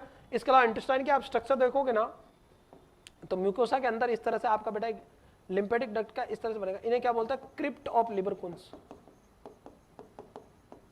तो जो क्रिप्ट ऑफ लिबरकुंस जो स्ट्रक्चर बनती है इन ब्लड वेसल्स के बीच में और लिम्फेटिक के बीच में, उतार चढ़ाव के बीच में, ये भी कहाँ पाई जाती है, स्मॉल इंटेस्टाइन की म्यूकोसा लेयर। को डाउट है। और म्यूकोसा के अंदर ये सेल वगैरह ब्रूनर ग्लैंड में, तो इनसे क्या क्या काम होता है आप क्लियर है। Next question, Brunner gland secrete, तो कैसा जूस सीक्रेट करती है, A+B, कौन सा, म्यूकस भी सीक्रेट करती है, और कैसा, एल्कलाइन जूस सीक्रेट। तो राइट आंसर क्या जाएगा, D। कोई डाउट बच्चों, बहुत बढ़िया जवाब आ रहे हैं आपके। नेक्स्ट, पेयर पैचेज, इलियम में लिम्फेटिक टिश्यू का कलेक्शन और डिफेंस का काम करता है। ये रहा Peyer patches. Which of following sign and symptom और इंडिकेशन ऑफ पोर्टल हाइपरटेंशन। अब इसका आंसर दीजिएगा बच्चों, बताइए बच्चों, which of following sign and symptom of indication of portal hypertension. Portal hypertension का कौन सा साइन सिम्टम इंडिकेशन है, पहला एस्टेरेक्सिस, कंफ्यूजन, हेमेटोमेसिस या एलिवेटेड ब्लड प्रेशर। तो क्या देखने को मिलेगा, हेमेटोमेसिस। को डाउट, एस्टेरेक्सिस वगैरह किसके सिम्टम अब है, asterixis is the sign symptom of liver cirrhosis. Liver cirrhosis जिसका मोस्ट लीडिंग कॉज क्या है, एल्कोहलिज्म। एल्कोहलिज्म में लिवर का मतलब लिवर हो गया, सिरोसिस का मतलब ऑरेंज डिस्कलरेशन होगा, फाइब्रोसिस होगा, इरिवर्सिबल चेंजेस होंगे, और एस्टेरेक्सिस का मतलब होता है फ्लैपिंग ट्रिमर्स, हाथ यू फ्लैपिंग ट्रिमर्स होंगे। किसकी वजह से, बॉडी में वेस्ट प्रोडक्ट बढ़ जाने की वजह से, क्योंकि लिवर डैमेज होगा तो वेस्ट प्रोडक्ट बाहर निकलेंगे, अमोनिया अमोनिया। अब देखेगा पोर्टल हाइपरटेंशन क्या होता है, इसको समझना बेटा, पोर्टल को आपको 1 मिनट में क्लियर हो जाएगा। ये देखो ईसोफेगस है, ये कौन है, स्टोमक, ये कौन है स्मॉल इंटेस्टाइन, और ये कौन है लार्ज इंटेस्टाइन। यहां तक को डाउट है, रेक्टम एनस वगैरह हो गया। सुनना मेरी बात वाल को, यहां पे कौन है आपका लवली लीवर, और यहां पे कौन है गाल ब्लैडर। अब सुनना, सबसे पहले बात करते हैं इंटेस्टाइन आपका लार्ज इंटेस्टाइन से। लार्ज इंटेस्टाइन से एक आपकी क्या आती है वेन आती है, जिसको क्या बोलते हैं इंफीरियर मिजेंट्रिक वेन। कौन सी वेन, स्मॉल इंटेस्टाइन से एक वेन आती है, उसको बोलते हैं सुपेरियर मिजेंट्रिक वेन। स्टोमक से आती है गैस्ट्रिक वेन, अम्बिलिकस से आती है पेरा अम्बिलिकस वेन, स्प्लीन से आती है स्प्लेनिक वेन, अरे बस पेनक्रियाज और ड्यूडेनम से आती है पेनक्रियाटो ड्यूडेनल वेन, ईसोफेगस से आती है ईसोफेजल वेन, और यहां से कौन सी वेन आती है सिस्टिक वेन। सारी ये वेन जाके एक बड़ी वेन को ज्वाइन करेगी, इस वेन को क्या बोलते हैं पोर्टल वेन। तो पोर्टल जो वेन है, और ये लगभग कितनी लंबी होती है 8 से 10 सेंटीमीटर, और इसका नॉर्मल प्रेशर 10 से 15 mm पर Hg। पोर्टल वेन में कौन कौन शामिल है, inferior mesenteric vein, superior mesenteric vein, para umbilical vein, gastric vein, splenic vein, pancreaticoduodenal vein, oesophageal vein, और गाल ब्लैडर से कौन सी वेन सिस्टिक वेन। सब एक बड़ी वेन में ओपन होती है, इसको क्या बोलते हैं पोर्टल वेन। और पोर्टल वेन का मतलब यहाँ से भी नैरो एंड से शुरू होती है, यहाँ पे भी नैरो एंड होती है। ये पोर्टल वेन अपना ब्लड कहाँ ड्रेन करती है लीवर में, फिर लीवर से क्या बनती है हिपेटिक वेन, और हिपेटिक वेन किसमें खुलती है इंफीरियर वना काव में। इसीलिए सबसे ज्यादा इंफीरियर वना काव को ब्लड कौन देता है पोर्टल वेन। और आप जानते हो मैक्सिमम ब्लड सप्लाई ऑर्गन कौन है, अरे कौन है लीवर, और एनाटॉमिकली कौन होती है किडनी। तो लीवर को सबसे ज्यादा ब्लड सप्लाई 1500 ml पर मिनट। कितना ml को डाउट है, किडनी को 1350, एनाटॉमिकली किडनी में ज्यादा होती है, वो आगे डिस्कस करेंगे अपन। यहां तक को डाउट है। अब देखना बच्चों, इंफीरियर मिजेंट्रिक वेन होगी आपकी, सुपीरियर मिजेंट्रिक वेन होगी आपकी, पोर्टल वेन होगी, गैस्ट्रिक वेन होगी, ये सब ब्लड छोड़ती है। अब मान लो कई बार किसी को क्या हो बेटा राइट साइडेड हार्ट फेलियर, कौन सा failure right sided heart failure, या किसी को लीवर सिरोसिस हो, या लीवर फेलियर हो, हेपेटोमेगाली हो, तो बताओ ब्लड आगे जाएगा क्या। अबे राइट साइड का हार्ट फेलियर तो ब्लड आगे पंप नहीं होगा, तो वापस किधर जाएगा पीछे इंफीरियर वेन कावा में और सुपर वेन कावा में। इंफीरियर वेन कावा में प्रेशर बढ़ेगा तो क्या होगा हेपेटोमेगाली होगी, लीवर में प्रेशर बढ़ेगा तो ब्लड आगे बढ़ेगा क्या, नहीं बढ़ेगा तो पीछे जाएगा। तो पोर्टल वेन में प्रेशर होगा तो पर्सन में क्या होगा पोर्टल हाइपरटेंशन। और पोर्टल हाइपरटेंशन कब होता है, जब नॉर्मल प्रेशर कितना 10 से 15, अगर ये कितने से ज्यादा हो जाए 40 mm ऑफ Hg से ज्यादा पोर्टल वेन का प्रेशर हो जाए, पोर्टल हाइपरटेंशन कराएगा। पोर्टल हाइपरटेंशन कराएगा तो बताओ हिपेटोमेगाली होगी कि नहीं होगी, ये बताओ है। दूसरा बेटा very very very important, blood आगे नहीं बढ़ेगा तो पीछे जाएगा, तो बताओ मरीज को ईसोफेजियल वेरिसेस होंगे कि नहीं होंगे। क्यों, क्योंकि अपन कह रहे हैं ईसोफेगस से ब्लड कहां जा रहा है पोर्टल वेन में। अब पोर्टल वेन में हाइपरटेंशन होगी तो ब्लड आगे बढ़ेगा क्या, नहीं बढ़ेगा, तो वापस पीछे जाएगा, तो ईसोफेगस में प्रेशर पड़ेगा, ईसोफेगस की वेन जो है एब्नॉर्मली डायलेट हो जाएगी, ईसोफेजियल वेरिसेस होंगे। और ईसोफेजियल वेरिसेस के लिए अपन क्या करते हैं, कौन सी ट्यूब, संगस्टन ब्लैक मोरी ट्यूब, ऐसी भी ट्यूब तैयार रखते हैं। आजकल 4 ल्यूमेन ट्यूब आती है, मिन्यूसोटा ट्यूब। अगर किसी मरीज को संगस्टन ब्लैक मोरी ट्यूब लगा रखी तो बेड साइड हमेशा क्या तैयार रखे सीजर, क्योंकि कभी भी ये क्या करेगी ट्यूब कोलैप्स करके एयरवे को ऑब्स्ट्रक्ट कर सकती है। आगे की तरफ कौन ट्रेकिया, तो उसको काट दे आप तुरंत, बेलून को काट दे ताकि डिफ्लेट हो जाए। सीजर बेड साइड तैयार रखे, ईसोफेजियल वर्सन। दूसरा बताओ very very important, caput medusae होगा कि नहीं होगा। कैपट मेडुसाई होगा मतलब विजिबल पेरा अम्बिलिकस वेन। अबे कमबख्त, तो इस स्टोमक के चारों तरफ वेन है ना पेरा अम्बिलिकस वेन। अब ब्लड आगे नहीं जा रहा पीछे जाएगा तो ये वेन फूल जाएगी, फूल जाएगी तो ऐसे दिखेगी जैसे मकड़ी का जाल है। इसे क्या बोलते हैं इनविजिबल पेरा अम्बिलिकस वेन को। पेट पे कोई भी वेन दिखती है क्या, नहीं, लेकिन पोर्टल हाइपरटेंशन होगा तो वेन दिखेगी, क्या कहलाता है, क्या कहलाता है कैपट मेडुसाई। दूसरा ब्लड आगे नहीं, गैस्ट्रिक वेन में प्रेशर बढ़ेगा तो ब्लीडिंग होगी। अगर ब्लड मुंह के थ्रू बाहर आए तो हेमेटइमेसिस, और स्टूल के थ्रू बाहर आए तो मिलेना। इसके अलावा मिलेना होगा, रेक्टल ब्लीडिंग होगी नहीं होगी, मरीज को एनीमिया होगा कि नहीं होगा, आरी बात में एपिस्टेक्सिस होंगे, मल्टीपल सिम्टम आएंगे मरीज को। बीमारी क्या कहलाती है पोर्टल हाइपरटेंशन। एनीमिया होगा, फटीग, वीकनेस, एसाइड्स हो जाएंगे, फ्लूइड हाइपोवोलेमिक शॉक हो जाएगा मरीज को। चले आगे, तो ये ध्यान रखना क्या क्या हो सकते हैं, ये थोड़ा मोटा मोटा ध्यान रखना। यहाँ से क्वेश्चन बनता है आपका पोर्टल हाइपरटेंशन, इंपॉर्टेंट टॉपिक है। Liver disorder diet plan is low protein, high protein, moderate protein या फिर नन। तो लिवर डिसऑर्डर के केस में बेटा हमेशा प्रोटीन क्या देना आपको, लो प्रोटीन। नॉर्मल प्रोटीन चाहिए 1 ग्राम पर KG of body weight per day. 1 ग्राम किसमें? अडल्ट में, मेल में, और फीमेल में चाहिए कितना? 45 ग्राम पर डे। सीधी बात, नो बकवास। प्रेगनेंसी में +10 और लैक्टेशन में +20 करते हैं, याद आ रहा है? अब कह रहा है कि आपको लो प्रोटीन क्यों देनी है? क्योंकि लीवर क्या करता है बेटा? प्रोटीन किसमें टूटता है? अमोनिया में। अरे किसमें?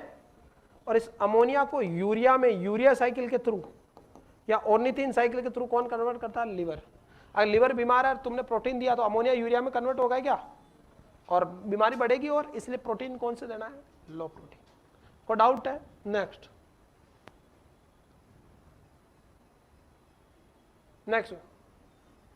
Inflammation of the common bile duct.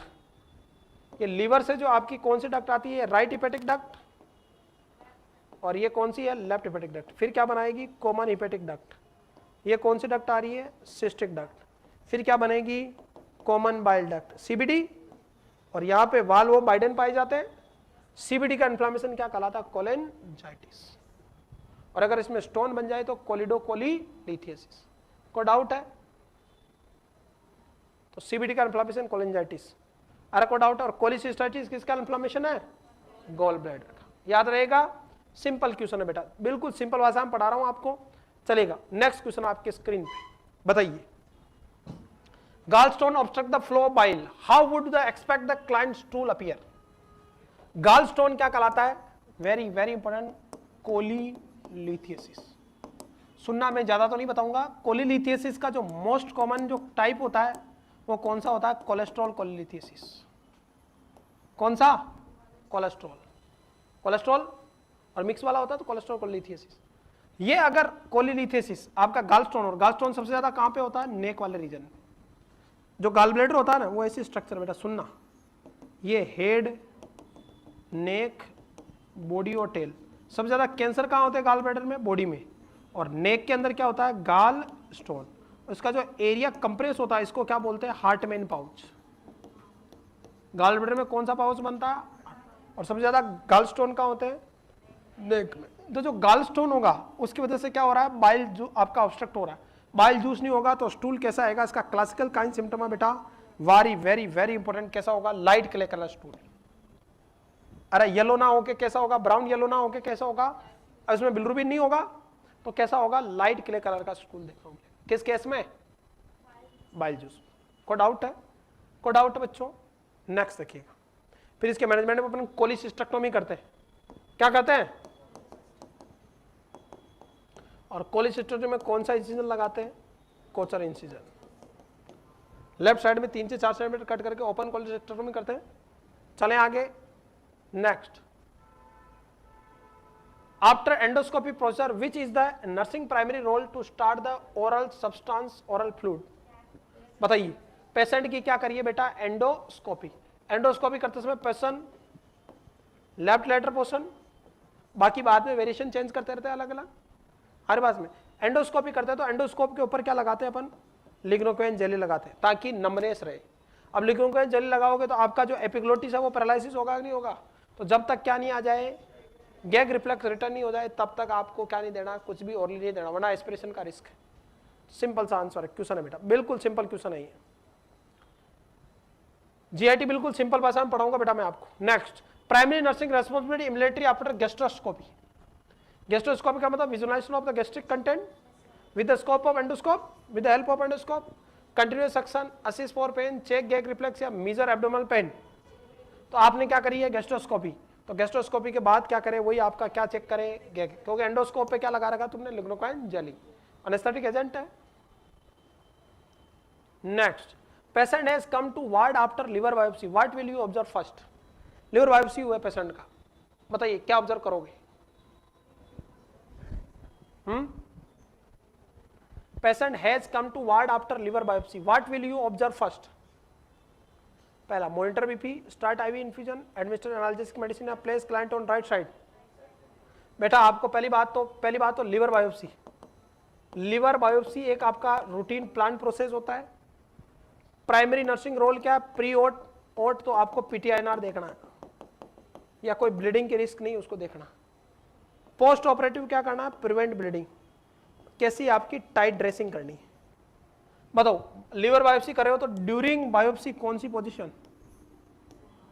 Supine with head, sorry hand under neck, और थोड़ा फ्लैंक पे अपन यहाँ पे पिलो भी लगा सकते हैं, या अपन कह सकते हैं बेटा left lateral position. Left lateral क्यों? अरे लेफ्ट में रहोगे तो लीवर राइट में तो ऊपर उठा रहेगा ना, यानी राइट साइड अपसाइड रहेगी। अगर ये ऑप्शन नहीं है सुपाइन विद हेड तो क्या जाएगा? Left lateral. क्लियर है बच्चों? पोस्ट ऑप कौन सा देखोगे आप? टाइट ड्रेसिंग करोगे अफेक्टेड साइड में तो कौन सी? राइट लेटरल पोजीशन या राइट साइड लाइन पोजीशन देंगे, प्रेशर था और पिलो लगा के रखेंगे। को डाउट है? पोस्ट ऑपरेटिव आपको बीपी वगैरह कोशिश करना है क्योंकि ब्लीडिंग की रिस्क रहती है। तो कह रहा है कि come to a ward after liver after biopsy, तो आपका मेन टारगेट क्या रहेगा बेटा? Very very place client on right side. Position पहले प्रायोरिटी है, फिर क्या मॉनिटर करोगे? वाइटल्स। और वाइटल में इंपॉर्टेंट कौन है? बीपी। याद रहेगा लीवर बायोप्सी के लिए कौन कौन सी निडल अगर ओपीडी में कर रहे हैं तो विन सल्वरमैन निडल। अरे कौन सी निडल? अगर आप ओटी में ले जाके कर रहे हो तो ट्रू कट बायोप्सी निडल, और एक निडल आती है मैगिनी निडल। मैगिनी निडल भी यूज ली जाती है किसमें? लीवर बायोप्सी में। ये ध्यान रखना कौन कौन सी? Von Silverman needle, true cut biopsy needle और मैगिनी निडल। ओटी में कौन सी करते हैं? और अगर आपको ओपीडी साइड करना है लीवर बायोप्सी तो विन सिल्वरमैन निडल। चले आगे। Following is the liver biopsy, the highest priority assessment for the patient condition to check for pain, bilirubin, hemorrhage या pulmonary। तो रेट क्या रहेगा बेटा? हेमरेज। हेमरेज ब्लीडिंग रहेगी ना, बीपी इसलिए तो मेजर कर रहे हैं। क्लियर बच्चों? What medicine should be hold before the urea breath test? बहुत बढ़िया बेटा क्वेश्चन, मजा आ जाएगा। Urea breath test is a screening test to detect the peptic ulcer. इसमें क्या करते हैं बेटा? कार्बन कोटेड यूरिया पिलाते हैं अपन मरीज को। अगर किसी मरीज के स्टोमक में क्या है? एच पाइलोरी है। क्या है? तो एच पाइलोरी क्या बनाता है? यूरिएज, और ये यूरिया को किस में कन्वर्ट करेगा? अमोनिया में और CO2 में। अरे किस में कन्वर्ट करेगा? CO2 में। अब बताओ, अपन पहले तो बात करता है यूरिया ब्रीथ टेस्ट करते हैं, तो उसके अंदर अपन पेशेंट को कार्बन कोटेड यूरिया देते हैं। अगर उसके स्टोमक में क्या है? एच पाइलोरी, तो एच पाइलोरी क्या रिलीज करेगा? यूरिया को अमोनिया और CO2 में कन्वर्ट करेगा, बॉडी में CO2 बढ़ेगी। तो बताओ, यूरिया ब्रीथ टेस्ट के लिए पाउच आता, उसमें आपने क्या दिया? कार्बन कोटेड यूरिया दिया। वो देने के बाद 20 से 30 मिनट बाद में उसकी आपको क्या करना है? एब्डोमेन एयर कलेक्ट करनी है, फूंक मार के उसकी एयर। तो पाउच आता है ऐसा, जैसे आपने ये पेपेज की वो आती है ना एनर्जी ड्रिंक, ऐसा पाउच आता है ना इस तरह से, हॉट वाटर बॉटल की तरह ऐसा पाउच आता है, तो उसमें फूंक मारते हैं। तो बताओ वहां कौन सी गैस देखी जानी चाहिए? CO2 गैस प्रेजेंट है, इसका मतलब यूरिया ब्रीथ टेस्ट क्या है? पॉजिटिव। ये क्वेश्चन ध्यान रखना, यूरिया ब्रीथ टेस्ट में कौन सा गैस होना जरूरी है? CO2 gas.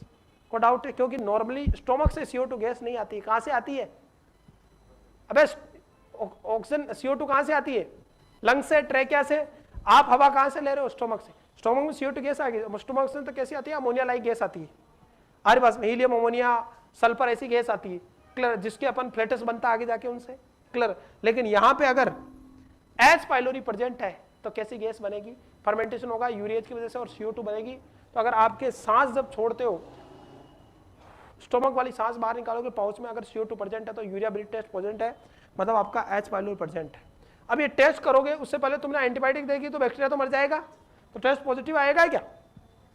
तो एंटीबायोटिक बिफोर 15 तो गलत है बेटा। एंटीबायोटिक और बिस्मत को आपको 1 मंथ पहले रोकना है।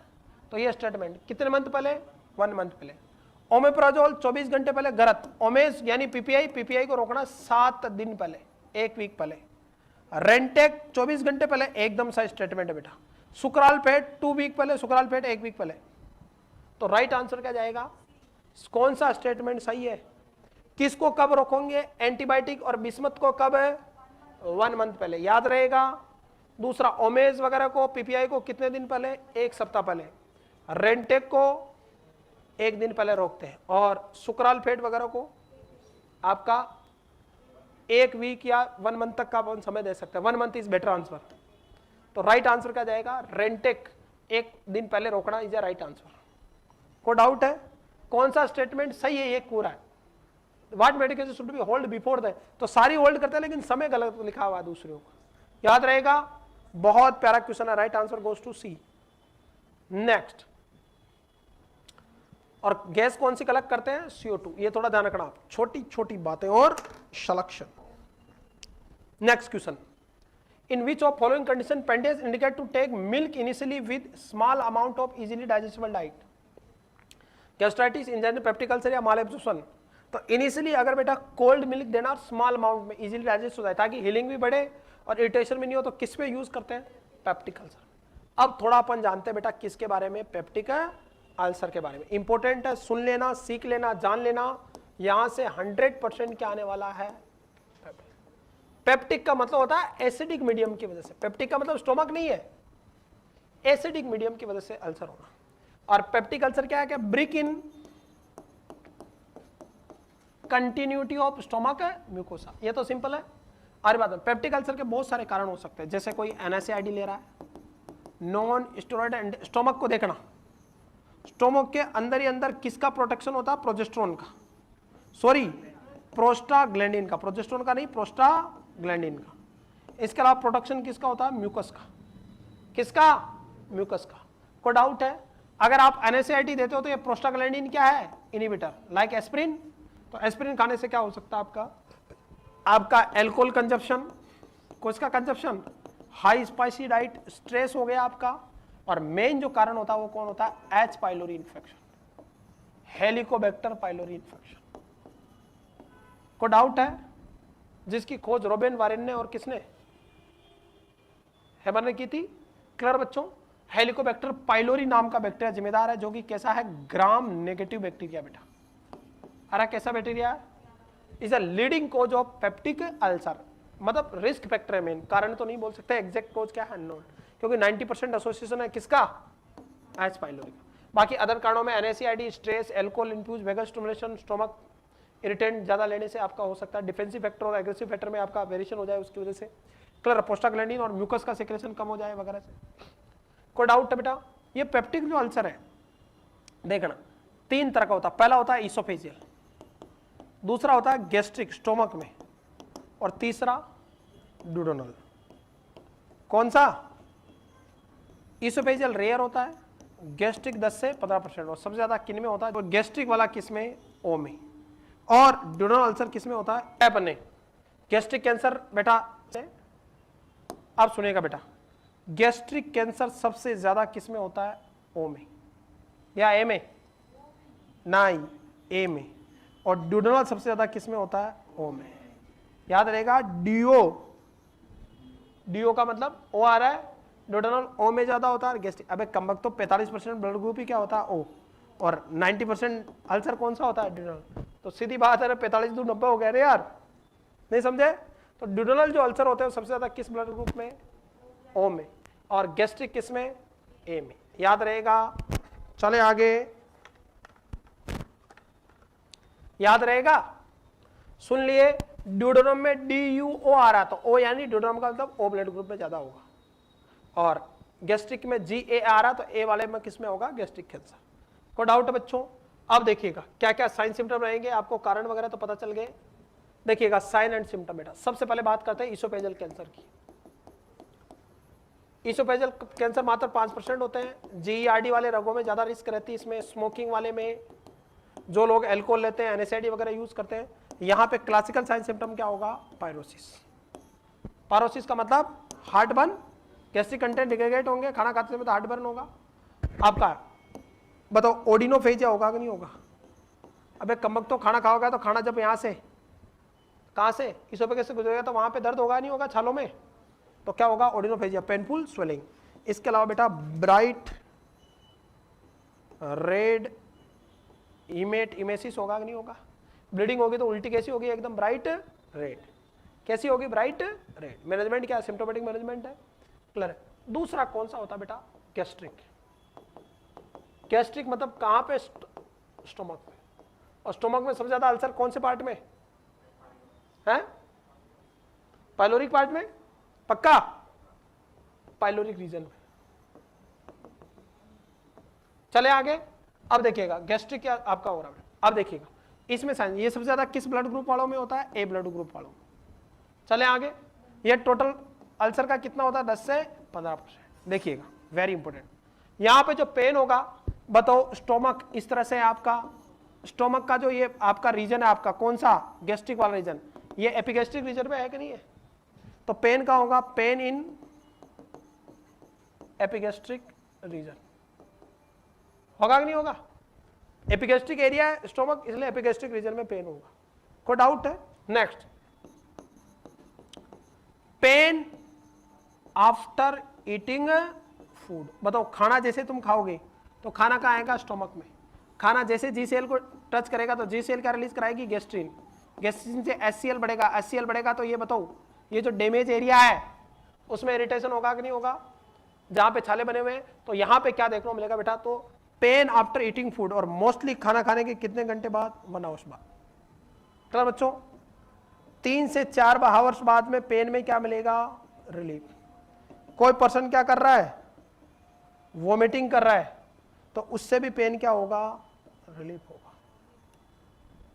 अबे 3-4 घंटे बाद में खाना खाली हो जाएगा तो पेन में आराम मिलेगा ना, और आदमी क्या करेगा, वोमिटिंग करेगा तो रिलीफ, और फास्टिंग करेगा, वोमिटिंग या फास्टिंग से भी पेन क्या होगा, रिलीफ। फास्टिंग भी करेगा तो कुछ खाएगा नहीं और जाएगा नहीं, तो एचसीएल कैसे रिलीज होगा, नहीं समझे।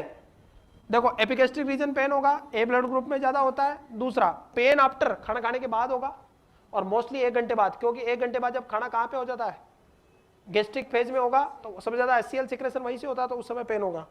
3-4 घंटे बाद स्टोमक क्या होगा, रिजर्वोयर है तो खाली होगा ये, तो पेन में क्या मिलेगा, रिलीफ मिलेगा, और वोमिटिंग और पेन और फास्टिंग से पेन क्या मिलेगा, रिलीफ। यहाँ पे जो ब्लीडिंग आएगी, यहाँ पे मोस्टली क्या देखने को मिलेगी, हिमेटिमेसिस, और ये कैसी ब्लीडिंग आएगी, डार्क रेड कलर की। अरे ब्लड इकट्ठा होगा, रिजर्वोयर है, और ब्लड कैसे आएगी, डार्क रेड कलर की वोमिटिंग होगी, नहीं समझे। दूसरा कौन सा, लास्ट, ड्यूडेनल अल्सर।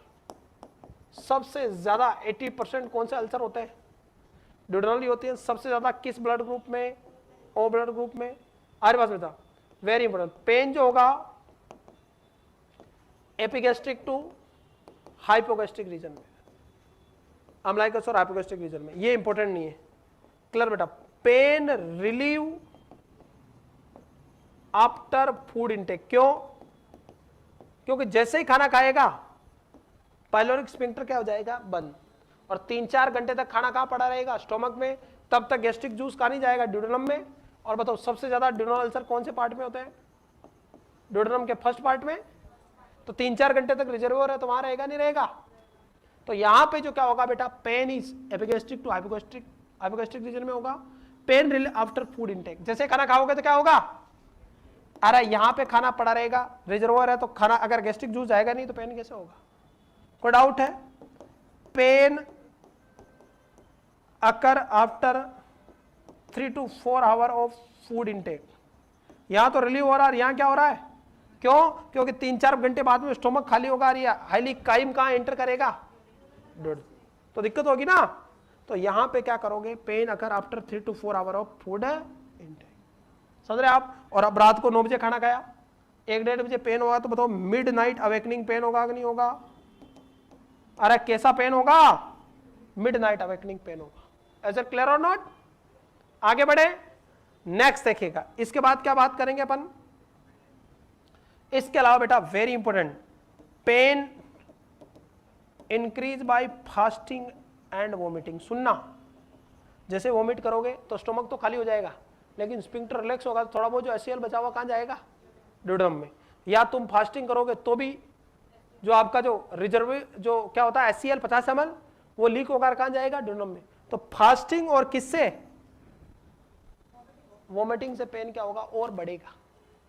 और यहां पे मोस्टली क्या देखने को मिलेगा, मिलेना, क्योंकि लोअर आपका स्टूल कहां से, ड्यूडेनम से कहां जाएगा ब्लड, जेजुनम में इलियम से और स्टूल के थ्रू बाहर निकलेगा, तो मिलेना देखने को मिलेगा मोस्टली। बाकी दोनों में एनीमिया देखने को मिलेगा, fatigue, weakness, indigestion, anorexia, nausea, vomiting, pain ऐसे सिम्टम देखने को मिलेंगे। अंतर समझे, ये बहुत इंपॉर्टेंट है। पेन इज एपिगैस्ट्रिक रीजन, वहां पे एपिगैस्ट्रिक टू हाइपोगैस्ट्रिक रीजन में पेन होगा। पेन आफ्टर ईटिंग फूड, और यहाँ ईटिंग फूड के बाद पेन में क्या मिलता है, रिलीव। 3 से 4 घंटे पहले बाद में पेन में आराम मिलता है, और यहाँ पे पेन बढ़ता है जिसको मिडनाइट अवेकनिंग पेन बोलते हैं। वोमिटिंग और फास्टिंग से पेन क्या होता है, रिलीफ। और पेन यहाँ पे क्या हो जाता है, बढ़ जाता है, किससे, वोमिटिंग और फास्टिंग से। यहाँ पे क्या होगा, फ्रेश हेमेटोसिस देखने को मिलेगा, और वहां पे मोस्टली क्या देखने को मिलता है, मिलेना, क्योंकि ओल्ड ब्लीडिंग स्टूल के थ्रू आ रही है, लोअर जीआईटी की बात होगी नीचे। अरे सिंपल है ना। डायग्नोसिस क्या करोगे आप पेप्टिक अल्सर की, डायग्नोसिस बताइए बेटा।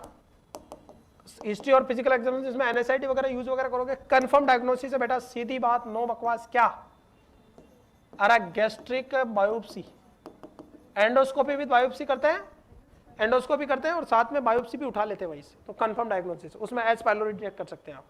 ब्लड टेस्ट करोगे आप, अरे ब्लड टेस्ट करोगे तो आपको एंटीबॉडीज मिलेगी किसके खिलाफ, एच पाइलोरी के खिलाफ। बाकी आप एंडोस्कोपी विद बायोप्सी कर लो इसके अलावा कौन सा टेस्ट करते हैं, यूरिया ब्रीथ टेस्ट। और किस में, इसमें कौन सी गैस देखते हैं, CO2, स्टोमक से कौन सी गैस निकलेगी, CO2, जबकि अमोनिया और सल्फर और हीलियम ऐसी गैस निकलनी चाहिए। अरे कोई डाउट है, चले आगे। और इसको बेटा एंटीबायोटिक और बिस्मथ साल 1 महीने पहले, समझ रहे आप। आपकी पीपीआई कितने सप्ताह पहले, 1 वीक पहले। और रेंटेक वगैरह S2 ब्लॉकर है ये कितने सप्ताह पहले, 1 दिन पहले। याद रहेगा, स्टॉप करना। चले आगे, रेंटेक वगैरह क्लियर। मैनेजमेंट क्या करोगे, तो मैनेजमेंट में अपन क्या देते हैं, पहले तो यूज करते हैं पीपीआई, प्रोटोन पंप इनहिबिटर, जिसमें ओमेप्राजोल, लेंसोप्राजोल, पेंटोप्राजोल, जिनके पीछे प्राजोल लग रहा है वो सब क्या, पीपीआई, प्रोटोन पंप इनहिबिटर। इनका साइड इफेक्ट क्या रहता है, कॉन्स्टिपेशन, नर्वसनेस, ऐसे डायरिया वगैरह सिम्टम आ सकते हैं इनके। चले आगे, पीपीआई क्यों यूज करते हैं, सुनना, क्यों काम करता है देखना। गैस्ट्रिक जूस कैसे बनता, सुनना इस बात को। ये स्टोमक है, स्टोमक में कौन सी सेल आ रहा है, ऑक्जेंटिक सेल, जिनको अपन ने क्या बोला, पैराइटल सेल। ये आपके ब्लड में हाइड्रोजन भी और क्लोराइड भी है। ये सेल क्या करती है, एक पंप चलाती है, इसको बोलते हैं प्रोटोन पंप। कौन सा पंप, ये प्रोटोन पंप क्या करता है, ब्लड से हाइड्रोजन और क्लोराइड को पकड़ता है और HCl बनाता है, जिसको अपन गैस्ट्रिक जूस बोलते हैं। कौन सा पंप, इस प्रोटोन पंप को मदद करने के लिए 4 रिसेप्टर होते हैं, हिस्टामिन 1, हिस्टामिन 2, हिस्टामिन 3 और हिस्टामिन 4। मेन जो रिसेप्टर होते हैं वो H2 रिसेप्टर होते हैं। तो इस H2 receptor, histamine 2 receptor plus proton pump की मदद से ब्लड में जो हाइड्रोजन और क्लोराइड है उसको पकड़ के कहां भेज दिया जाता है, कौन सी सेल के पास, ऑक्जेंटिक या चीफ सेल के पास, सॉरी ऑक्जेंटिक या कौन सी पैरेटल सेल के पास, और ये इसको किस में कन्वर्ट कर देती है, HCl बनाने के लिए एक तो प्रोटोन पंप चाहिए और H2 रिसेप्टर। बताओ पेप्टिक अल्सर में ये दोनों ज्यादा बन रहे हैं, तो इस प्रोटोन पंप को भी क्या कर दो, इनहिबिट, और इस H2 रिसेप्टर को भी क्या कर दो, ब्लॉक। H2 रेटेक ब्लॉकर, रेनिटिडीन नाम सुना है आपका, सिमेंटिडीन, निजेटिडीन, ये नाम सुना है। पहला question very very very important, किसको लीवर डिसऑर्डर हो, अरे कौन सा डिसऑर्डर हो, तो बताओ सेफ H2 ब्लॉकर कौन सी है, निजेटिडीन, क्योंकि हेपेटोटॉक्सिक नहीं होती है। बाकी रेंटेक वगैरह हेपेटोटॉक्सिक होती है, कॉन्स्टिपेशन करती है, ऑस्टियोपोरोसिस कर सकती है। सिमेंटिडीन आपको अलर्ट जॉब वाले पर्सन को नहीं देना, क्यों, क्योंकि सिमेंटिडीन किसको क्रॉस करती है, ब्लड ब्रेन बैरियर को, और प्रोडेशन में क्या करती है, सेडेशन। अब मान लो किसी पर्सन ने सिमेंटिडीन ले ली सुबह 7 बजे, तो ये सिमेंटिडीन ब्लड ब्रेन बैरियर को क्रॉस करेगी और क्या रिलीज करेगी, अरे नींद लाएगी। अब अलर्ट जॉब, जैसे कोई फैक्ट्री में काम करता है आग की भट्टी के पास, आपका दिहाड़ी मजदूर है जो छत पे काम करता है, उसको नींद का झोंका आएगा तो नीचे गिर के मरेगा, नहीं मरेगा। तो अलर्ट जॉब वाले ड्राइवर्स वगैरह को इनको ये सिमेंटिडीन मॉर्निंग में नहीं देनी है, तो कब देनी है, नाइट में। बाकी रेंटेक वगैरह सुबह दे सकते हैं, कोई दिक्कत नहीं, खाली पेट, रेबिप्राजोल। अरे बात समझो, निजेटिडीन सेफ है किसमें, लीवर डिसऑर्डर, याद रहेगा। अरे बोलो भाई, चले आगे, नेक्स्ट देखिएगा। प्रोटोन पंप किसको इनहिबिट करता है, प्रोटोन पंप को, जिसमें ओमेप्राजोल, लेंसोप्राजोल वगैरह आती है। इसके अलावा अपन क्या कर सकते हैं, एंटासिड, अरे क्या यूज कर सकते हैं, इस HCl को न्यूट्रलाइज करने के लिए एंटासिड, जैसे एल्यूमिनियम, कौन सा, हाइड्रोक्साइड, अरे AgCl2, एल्यूमिनियम क्लोराइड आपका, और एल्यूमिनियम हाइड्रोक्साइड या मैग्नीशियम हाइड्रोक्साइड। एल्यूमिनियम क्या करता है बेटा, अरे क्या करता है, एल्यूमिनियम हाइड्रोक्साइड कॉन्स्टिपेशन, और मैग्नीशियम क्या करता है, डायरिया करता है साइड इफेक्ट के रूप में, ये थोड़ा ध्यान रखना। एल्यूमिनियम हाइड्रोक्साइड AlOH2 क्या करता है, साइड इफेक्ट क्या क्वेश्चन, ये क्या करता है देखना, ये HCl है, तुमने क्या दिया एल्यूमिनियम हाइड्रोक्साइड दिया किसी को, तो ये क्रिया करके क्या बनाएगा, एल्यूमिनियम क्लोराइड प्लस 2H2, तो एल्यूमिनियम HCl किस में बदल जाएगा, पानी में, और एल्यूमिनियम क्लोराइड नुकसान नहीं करेगा, और इसका साइड इफेक्ट क्या है, कॉन्स्टिपेशन। जबकि मैग्नीशियम जो हाइड्रोक्लोराइड है बेटा वो क्या करता है, डायरिया। इसके अलावा बिस्मथ साल्ट वगैरह यूज कर सकते हैं, ये भी एसिड को न्यूट्रल करते हैं। एक जेल आती है म्यूक्वेन जेल, ये बेटा एनेस्थेटिक होती है, खाना खाने से पहले देते हैं ताकि स्टोमक में जाके क्या करें, एनेस्थेटिक इफेक्ट आए। इसके अलावा प्रोस्टाग्लैंडिन एनालॉग यूज करते हैं, कौन सा, मीजोप्रोस्टोल, पर ध्यान रखना मदर प्रेग्नेंट ना हो। मीजोप्रोस्टोल में क्या है, प्रोस्टाग्लैंडिन है, प्रोस्टाग्लैंडिन जाएगा और स्टोमक के चारों तरफ क्या बनाएगा, कोट, ताकि HCl म्यूकोसा को डैमेज ना करे। अगर आपसे पूछे कि पेप्टिक अल्सर है, अरे कौन सा अल्सर है, तो एंटीबायोटिक क्या यूज करोगे, तो जो एंटीबायोटिक ऑफ चॉइस रहती है पेप्टिक अल्सर में, सुनना मेरी बात, वो कौन सी रहती है बेटा, क्लेरिथ्रोमाइसिन। अगर आपसे पूछे कि ड्रग ऑफ चॉइस क्या है, किसमें, drug of choice in case of peptic ulcer, तो कौन सी है, कौन सी, clarithromycin. Clarithromycin is a drug of choice in case of peptic ulcer. और PPI of choice Pantop, H2 blocker of choice is Rantac. कोई डाउट है, इसमें एक थेरेपी चलाते हैं अपन, पहली कौन सी, ट्रिपल थेरेपी। आ रहा कौन सी थेरेपी, ट्रिपल थेरेपी में एक होनी चाहिए PPI, एक क्या होनी चाहिए, क्लेरिथ्रोमाइसिन, और एक होना चाहिए ऑगमेंटिन, अरे अमोक्सिसिलिन। ये तो होती है कौन सी, ट्रिपल थेरेपी। कोई डाउट है बच्चों, अरे कोई डाउट बच्चों। और एक थेरेपी चलती है कौन सी, क्वाड, एक थेरेपी कौन सी चलती है, क्वाड थेरेपी। इसमें एक तो क्या होगी, PPI, अरे PPI होगी, एक कौन सी होगी, मेट्रोनिडाजोल, एक होगी कौन सी, बताइए, चलते कमेंट कीजिएगा। क्वाड थेरेपी में PPI, मेट्रोनिडाजोल, एक होता है बिस्मथ साल्ट, अरे कौन सा साल्ट, बिस्मथ साल्ट, एक और क्या होगा, टेट्रासाइक्लिन, कौन सी, tetracycline. Metronidazole, tetracycline, bismuth salt वगैरह अपन यूज में लेंगे बेटा, क्लियर। और बताओ मेट्रोनिडाजोल का मोस्ट कॉमन साइड इफेक्ट क्या होता है, कॉन्स्टिपेशन। और ये डाइसल्फोराम लाइक रिएक्शन करती है, तो अल्कोहल के साथ पूरी तरह से क्या करें, अवॉइड करें। तो आप, ये हो गया पेप्टिक अल्सर। ट्रिपल थेरेपी में PPI, क्लेरिथ्रोमाइसिन और ऑगमेंटिन यानी अमोक्सिक्लेव यूज करेंगे। अरे बोलो भाई, अगर इससे एलर्जी है तब मेट्रोनिडाजोल यूज करते हैं। और क्वाड के अंदर PPI, मेट्रोनिडाजोल, टेट्रासाइक्लिन और बिस्मथ, इनसे किसी से एलर्जी हो तो पेनिसिलिन भी यूज कर सकते हैं। अरे बोलो भाई, चलें आगे। दिस इज होल अबाउट किसके बारे में, पेप्टिक अल्सर। कैसी डाइट देनी है, बिल्कुल ब्लेंड डाइट, ब्लेंड डाइट जिसमें नो स्पाइस और हाई मिल्क देना, ताकि हाई प्रोटीन देना, ताकि हीलिंग क्या हो, promote. High protein, high carbohydrate, low fat, blend diet देंगे। को डाउट है, रफेज वगैरह अच्छे से देंगे, फूड एवरेज देंगे अपन। नेक्स्ट क्वेश्चन आपकी स्क्रीन पे बेटा, which of following finding indicate perforation of the peptic ulcer. अब तो पेप्टिक अल्सर है, उसका मोस्ट कॉमन साइड इफेक्ट होता है बेटा पेरिटोनाइटिस, और पेरिटोनाइटिस होगा तो बोर्ड लाइक क्या होगा, रिजिड एसिड्स वगैरह होंगे। तो आपको बोर्ड लाइक क्या देखने को मिलेगा, रिजिड एब्डोमेन देखना। इसका मतलब पेशेंट को क्या हुआ है, पेप्टिक अल्सर क्या हो गया, परफोरेट, और एसिड्स हो गया और पेरिटोनाइटिस हो गया, हो सकता है। और सबसे ज्यादा ड्यूरल अल्सर परफोरेट होते हैं बेटा, देखिएगा बेटा, board like rigid abdomen, rigid है जब बोर्ड, बहुत टाइट हो जाएगा पेट, पेरिटोनाइटिस का इंडिकेशन है। और अगर पेप्टिक अल्सर है तो क्या करोगे,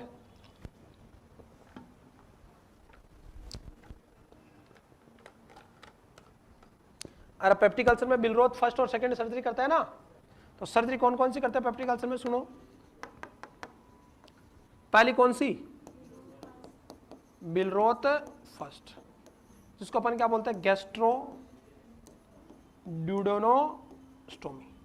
इसमें क्या करते हैं ना, स्टोमक का नीचे वाला हिस्सा काटते हैं, पालोस वाला, और बाकी हिस्से को किससे, डुओडेनम से जोड़ते हैं।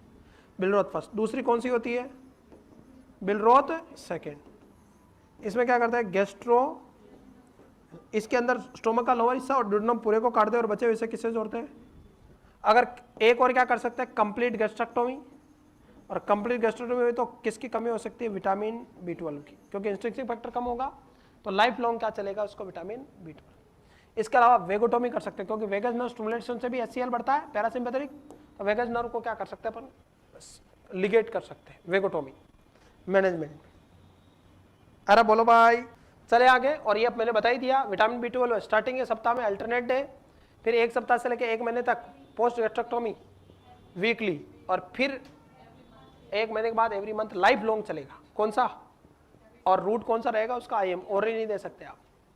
को डाउट है, मोस्ट कॉमन कॉम्प्लिकेशन क्या है, पेरिटोनाइटिस, किसका, पेप्टिक अल्सर। नेक्स्ट, अगर परफोरेट हो रहा है, stool will appear chalky white after the barium swallow examination, what is the nursing role. अपन बेटा अपर GIT को डायग्नोस करने के लिए बेरियम स्वेलो टेस्ट कराता है। बेरियम आता है आपका, उसको पानी मिला के देते हैं 2 लीटर पानी में, तो ये चाकी आता है 24 घंटे 48 घंटे तक, ये कैसी पाउंडिंग है, नॉर्मल है बेटा। क्लियर है। इंक्रीज फ्लूइड इनटेक, क्या करें आप, फ्लूइड इनटेक बढ़ाए, पानी पिएगा तो प्लस हो जाएगा, अगर उससे काम नहीं चल रहा तो लेग्जेटिव दे। और पेशेंट को एडवाइस करने कि 48 आवर्स तक या 24 से 48 घंटे तक कैसा व्हाइट चाकी कलर का स्टूल क्या है, नॉर्मल है। किसी को इंटेस्टाइनल ऑब्स्ट्रक्शन है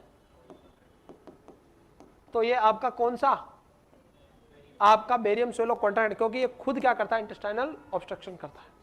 कोई डाउट है। Next, which of following finding indicate suspected appendicitis, बताइए बच्चों, वेरी इंपॉर्टेंट। अगर सस्पेक्टेड अपेंडिसाइटिस है तो पर्सन को क्या देखने होगा, रिबाउंड टेंडरनेस। रिबाउंड टेंडरनेस का मतलब समझ रहा है, अरे तुमने किसी ऑर्गन को दबाया, दबाते समय आप दर्द होता तो टेंडरनेस, लेकिन तुमने दबाया और दबा के जब प्रेशर क्या कर रहे हो, रिलीव कर रहे हो, उस समय पेन होना क्या कहलाता है, रिबाउंड टेंडरनेस। अरे क्या कहलाता है बाल को, रिबाउंड। याद रहेगा, कंफर्म याद रहेगा, छोटी छोटी बातें और शलक्षण। अब बात करते हैं अपन थोड़ा सा किसके बारे में, अपेंडिसाइटिस के बारे में। अपेंडिसाइटिस क्या बेटा, inflammation of vermiform appendix. Vermiform appendix का इन्फ्लामेशन क्या कहलाता है, अपेंडिसाइटिस कहलाता है। याद रहेगा, कोई डाउट है इसमें। वर्मीफॉर्म अपेंडिक्स का इन्फ्लामेशन क्या कहलाता है, अपेंडिसाइटिस। मोस्ट कॉमन कोज पूछे तो सीधी बात, नो बकवास, फेकलित। फेकलित का मतलब बेटा कॉन्स्टिपेशन। कॉन्स्टिपेशन होगा तो बताओ सीकम का पार्ट, लार्ज इंटेस्टाइन का पार्ट होता कौन, अरे अपेंडिक्स। और पहले तो पता नहीं था कि ये वेस्ट प्रोडक्ट, लेकिन आजकल पता चला कि ये लिम्फेटिक ऑर्गन है। कैसा पार्ट है, डिफेंस का काम भी करता है।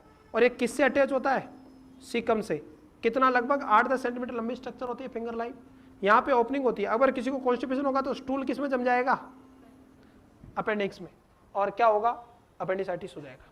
अपेंडिसाइटिस होगा तो आपका वेरी वेरी अर्ली सिम्टम क्या आएगा, बताइए, है क्या होगा, कोली की पेन। कैसा पेन होगा, कोली की पेन होगा, किसके ऊपर, मेक बर्नी पॉइंट पे, या मैं बोल सकता हूं राइट इलियक फोसा में। ये देखिएगा बेटा, ये राइट इलियक फोसा है, ये अम्बिलिकस है, और ये कौन सी आपकी सुपीरियर इलियक क्रस्ट है। तो इस इलियम से 2/3 नीचे और सुपर इलियक से 1/3 ऊपर, यहाँ पे राइट इलियक फोसा में एक पॉइंट बनता है, इसको क्या बोलते हैं, मैकबर्नी पॉइंट। अम्बिलिकस से कितना दूर, 2/3, और इलियम बोन से 1/3, यहाँ पे एक पॉइंट बनता है, इसे क्या बोलते हैं, मैकबर्नी पॉइंट। आरा कोई डाउट है बच्चों, तो मैकबर्नी पॉइंट में क्या होगा, कोली की पेन होगा। क्लियर बच्चों। आप किधर, लेफ्ट में पाल्पेट करोगे, कहां पे, लेफ्ट में पाल्पेट करने पर राइट इलियक फोसा में, कौन से फोसा में, कैसा पेन होगा, रेडिएटिंग पेन होगा। ये सिम्टम क्या कहलाता है, रोजिंग साइन। कोई डाउट है बच्चों, अरे कौन सा, रोजिंग साइन, याद रहेगा। तो पेन केराटाइटिस में कौन सा साइन देखने को मिलता है? रोबजिंग साइन, कि लेफ्ट इलियक फोसा को कंप्रेस करेंगे, पाल्पेट करेंगे तो किधर रेडिएट होगा पेन? राइट में। किधर? मैकबर्नी पॉइंट में। बाकी नोजिया वोमिटिंग होगा। इसके अलावा एक मर्फी ट्राइड आएगा। कौन सा सिम्टम? मर्फी ट्राइड में ऐसा एंगल बनेगा बेटा, पेन होगा, इंफेक्शन है तो फीवर होगा, और क्या होगी? वोमिटिंग होगी। पेन, फीवर, क्या चीज? पेन, फीवर और क्या देखने को मिलेगी? वोमिटिंग देखने को मिलेगी। अरे कोई डाउट है बच्चों? कंडीशन क्या कहलाएगी? अरे क्या कहलाएगी? यही है, चलेगा बच्चों। तो आपको क्या देखना? वोमिटिंग देखने को मिलेगी। क्या कहलाएगा? Murphy tried. और एक होता मर्फी साइन। मर्फी साइन किसमें देखने को मिलता है? Very important. मर्फी साइन किसमें देखने को होता है? कोलिसिस्टाइटिस में। इसमें क्या होगा? राइट हिपेटिक मार्जिन को पेल्पेट करेंगे तो राइट शोल्डर की तरफ पेन क्या होगा? रेडिएट। तो मर्फी ट्राइड तो किसमें देखने को मिलता है? अपेंडिसाइटिस में। और मर्फी साइन किसमें देखने को मिलता है? कोलिसिस्टाइटिस में। ये थोड़ा ध्यान रखना, बहुत इंपॉर्टेंट क्वेश्चन है यहां से, और यहीं से क्वेश्चन आते हैं आपको। क्लियर बच्चों? कोली की पेन होगा आपका, vomiting, nausea, abdomen pain, fever, ऐसे सिम्टम आएंगे। किस केस में? अरे किस केस में बाल को? अपेंडिसाइटिस के केस में। छोटी छोटी बातें और सलेक्शन बहुत इंपॉर्टेंट है बेटा ये टॉपिक। यहां से 101% क्वेश्चन आएगा। कोई माई का लाल या कोई माई की लाली यहां से क्वेश्चन नहीं रोक सकता। नेक्स्ट एक साइन और देखने को मिलेगा यहां पे, बोसस साइन।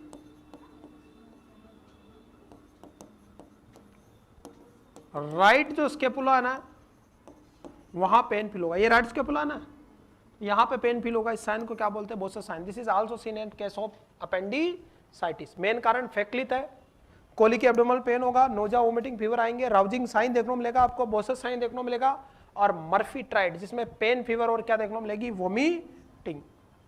चले आगे बच्चों। पेन आपका मैनेजमेंट जो करोगे, इसमें मेन टारगेट क्या है? Pain management.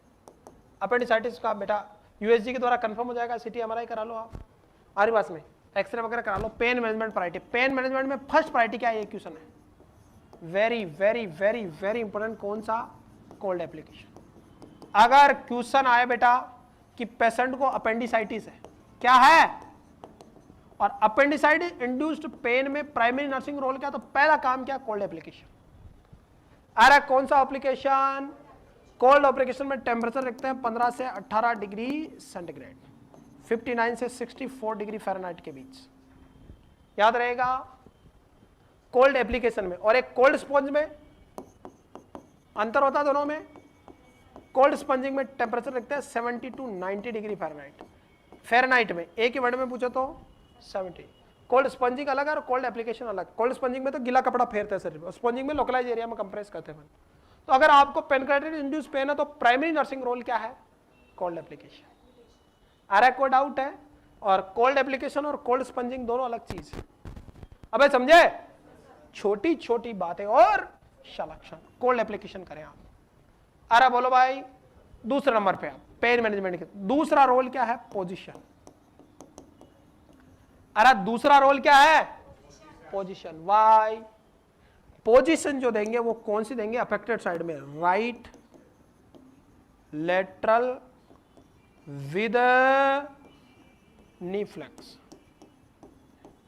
अरे कौन सी पोजीशन देंगे बेटा? Right lateral with knee flex दोगे, या सुपाइन विद लेग फ्लेक्स भी दे सकते हैं, पर बेस्ट कौन सी है? Right lateral with knee flex, या semi Fowler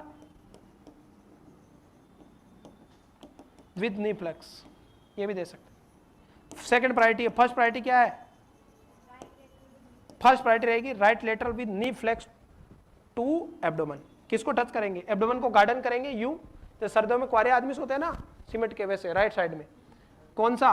right lateral with knee flex position, हमारी बात में। और सेमी फाउलर सेकंड पोजीशन है। And this is the second management of pain. First management cold application, second. तीसरा, अवॉइड पेन किलर। कोई भी pain killer नहीं देनी है। क्यों? लाइक कोई मॉर्फिन वगैरह दे रहे हो तो ये सब क्या करती है? कॉन्स्टिपेशन। और कॉन्स्टिपेशन से पहले ही हो रहा है। अरे कोई डाउट है? दूसरा, avoid hate application, very very very important. कौन सा एप्लीकेशन नहीं देना है? हॉट। हॉट में 110 से 115 डिग्री फ़ारेनहाइट होता टेम्परेचर। अरे समझे? सॉरी, ये तो होता है वार्म में। हॉट 115 डिग्री से फ़ारेनहाइट से ज्यादा होता है।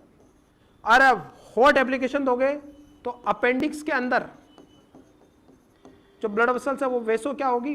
डायलेट। और वेसो डायलेशन से अपेंडिक्स क्या हो सकता है? तो हॉट एप्लीकेशन क्या प्रोड्यूस करता है? वेसो डायलेशन। और वेसो डायलेशन से अपेंडिक्स क्या हो सकता है? रप्चर हो सकता है। क्लियर बच्चों? इसके अलावा एनीमा क्या है? Contraindicated. Why? Because enema करो दोगे तो क्या होगा? इंटेस्टाइन के मूवमेंट बढ़ेंगे और अपेंडिक्स रप्चर होने का खतरा है। अगर अपेंडिक्स रप्चर हो रहा तो सर्जिकल इमरजेंसी कंडीशन है, सडन सीवियर एब्डोमेन पेन होगा, बोर्ड लाइक रिजिड एब्डोमेन होगा, पेरिटोनिटिस होगा, इंटेस्टाइनल ऑब्स्ट्रक्शन होंगे, तुरंत आपको सर्जरी होगा, पहले रिलीव होगा फिर सडन पेन होगा। क्लियर बच्चों? तो ये मोटा मोटा ध्यान रखना। पहला पेन मैनेजमेंट प्रायोरिटी है, कोल्ड एप्लीकेशन, फिर position right lateral with knee flex toward abdomen. तीसरा क्या चीज? एनीमा दे और क्या दे? एनीमा नहीं दे और हॉट एप्लीकेशन ना दे, क्योंकि दोनों से इंटेस्टाइनल मूवमेंट या वेसोडाइलेशन होगा तो अपेंडिक्स रप्चर होने का खतरा है और सर्जिकल इमरजेंसी कंडीशन है। छोटी छोटी बातें और लक्ष्य। नेक्स्ट, अपेंडिसाइट मरीज है तो मेन फोकस किस पे रहेगा? Administration of antibiotic, assessment for complication, fluid and electrolyte balance या प्रिपरेशन फॉर सर्जरी। तो बेटा आपको पहला जो आपका डायरेक्ट रहेगा वो क्या रहेगा? असेसमेंट ऑफ कॉम्प्लिकेशन, क्योंकि अपेंडिक्स रप्चर होने की वजह से पेरिटोनिटिस वगैरह, एसाइट्स वगैरह, इंटेस्टाइनल परफॉर्मेशन हो गया, इंटेस्टाइनल ऑब्स्ट्रक्शन, ऐसे सिम्टम आती है, शोक वगैरह की स्थिति आ जाती है। इंसिजन यूज्ड फॉर अपेंडेक्टोमी कौन सा? McBurney guardian incision. को डाउट है? कोचर इंसिजन किसमें? कोलिसिस्टेक्टोमी के केस में। केयर इंसिजन, ये केयर इंसिजन बेटा स्प्लेनेक्टोमी के केस में। को डाउट है? याद रहेगा, स्प्लेनेक्टोमी वगैरह करते हैं। और अगर किसी को क्या है? फेनेस्ट्रियल इंसिजन किसके अंदर? LSCS में या हिस्टेक्टोमी के केस में। इसके अलावा मैकबर्नी के अलावा एक और अपेंडेक्टोमी यूज कर सकते हैं, लेंज इंसिजन। लेंज इंसिजन भी किसमें यूज करते हैं? अपेंडेक्टोमी। थोड़ा वर्टिकल लगता है, ओब्लिक टाइप में। नेक्स्ट चलेगा, ये बाकी का टॉपिक अपन कल डिस्कस करेंगे बेटा। Thank you so much, love you all. पढ़ते रहे, बढ़ते रहे। ऐसा नहीं कि क्लासें आपको अच्छी लगती तो आज ही अपने फ्रेंड को ज्वाइन कराएं बेटा। Thank you so much. और 22 अगस्त से आपका बैच शुरू हो गया है। इसके अलावा आज 4 बजे से 7 PM के बीच, आज टुडे यानी 27 आपका कौन सा अगस्त को आपका 200 MCQ का फ्री टेस्ट लाइव होगा बेटा। 1 अटेम्प्ट है, एक बार अटेम्प्ट करने के बाद दोबारा नहीं दिखेगा आपको, और जो अटेम्प्ट करेगा उसी को टेस्ट दिखेगा बाद में सेव रहेगा, लेकिन अटेम्प्ट करेगा उसी को। तो 4 से 7 के बीच में टेस्ट है, डेमो बेस, रेगुलर बेस सभी अवेलेबल है। स्क्रीन को रिफ्रेश करके आज टेस्ट दे और अपना मूल्यांकन जांचे, जिसमें इमेज बेस सभी क्वेश्चन बेटा। So thank you so much, love you all. पढ़ते रहे, बढ़ते रहे। ऐसा नहीं क्लासें अच्छी लगती तो आज ही अपने फ्रेंड को ज्वाइन कराए बेटा। Thank you so much.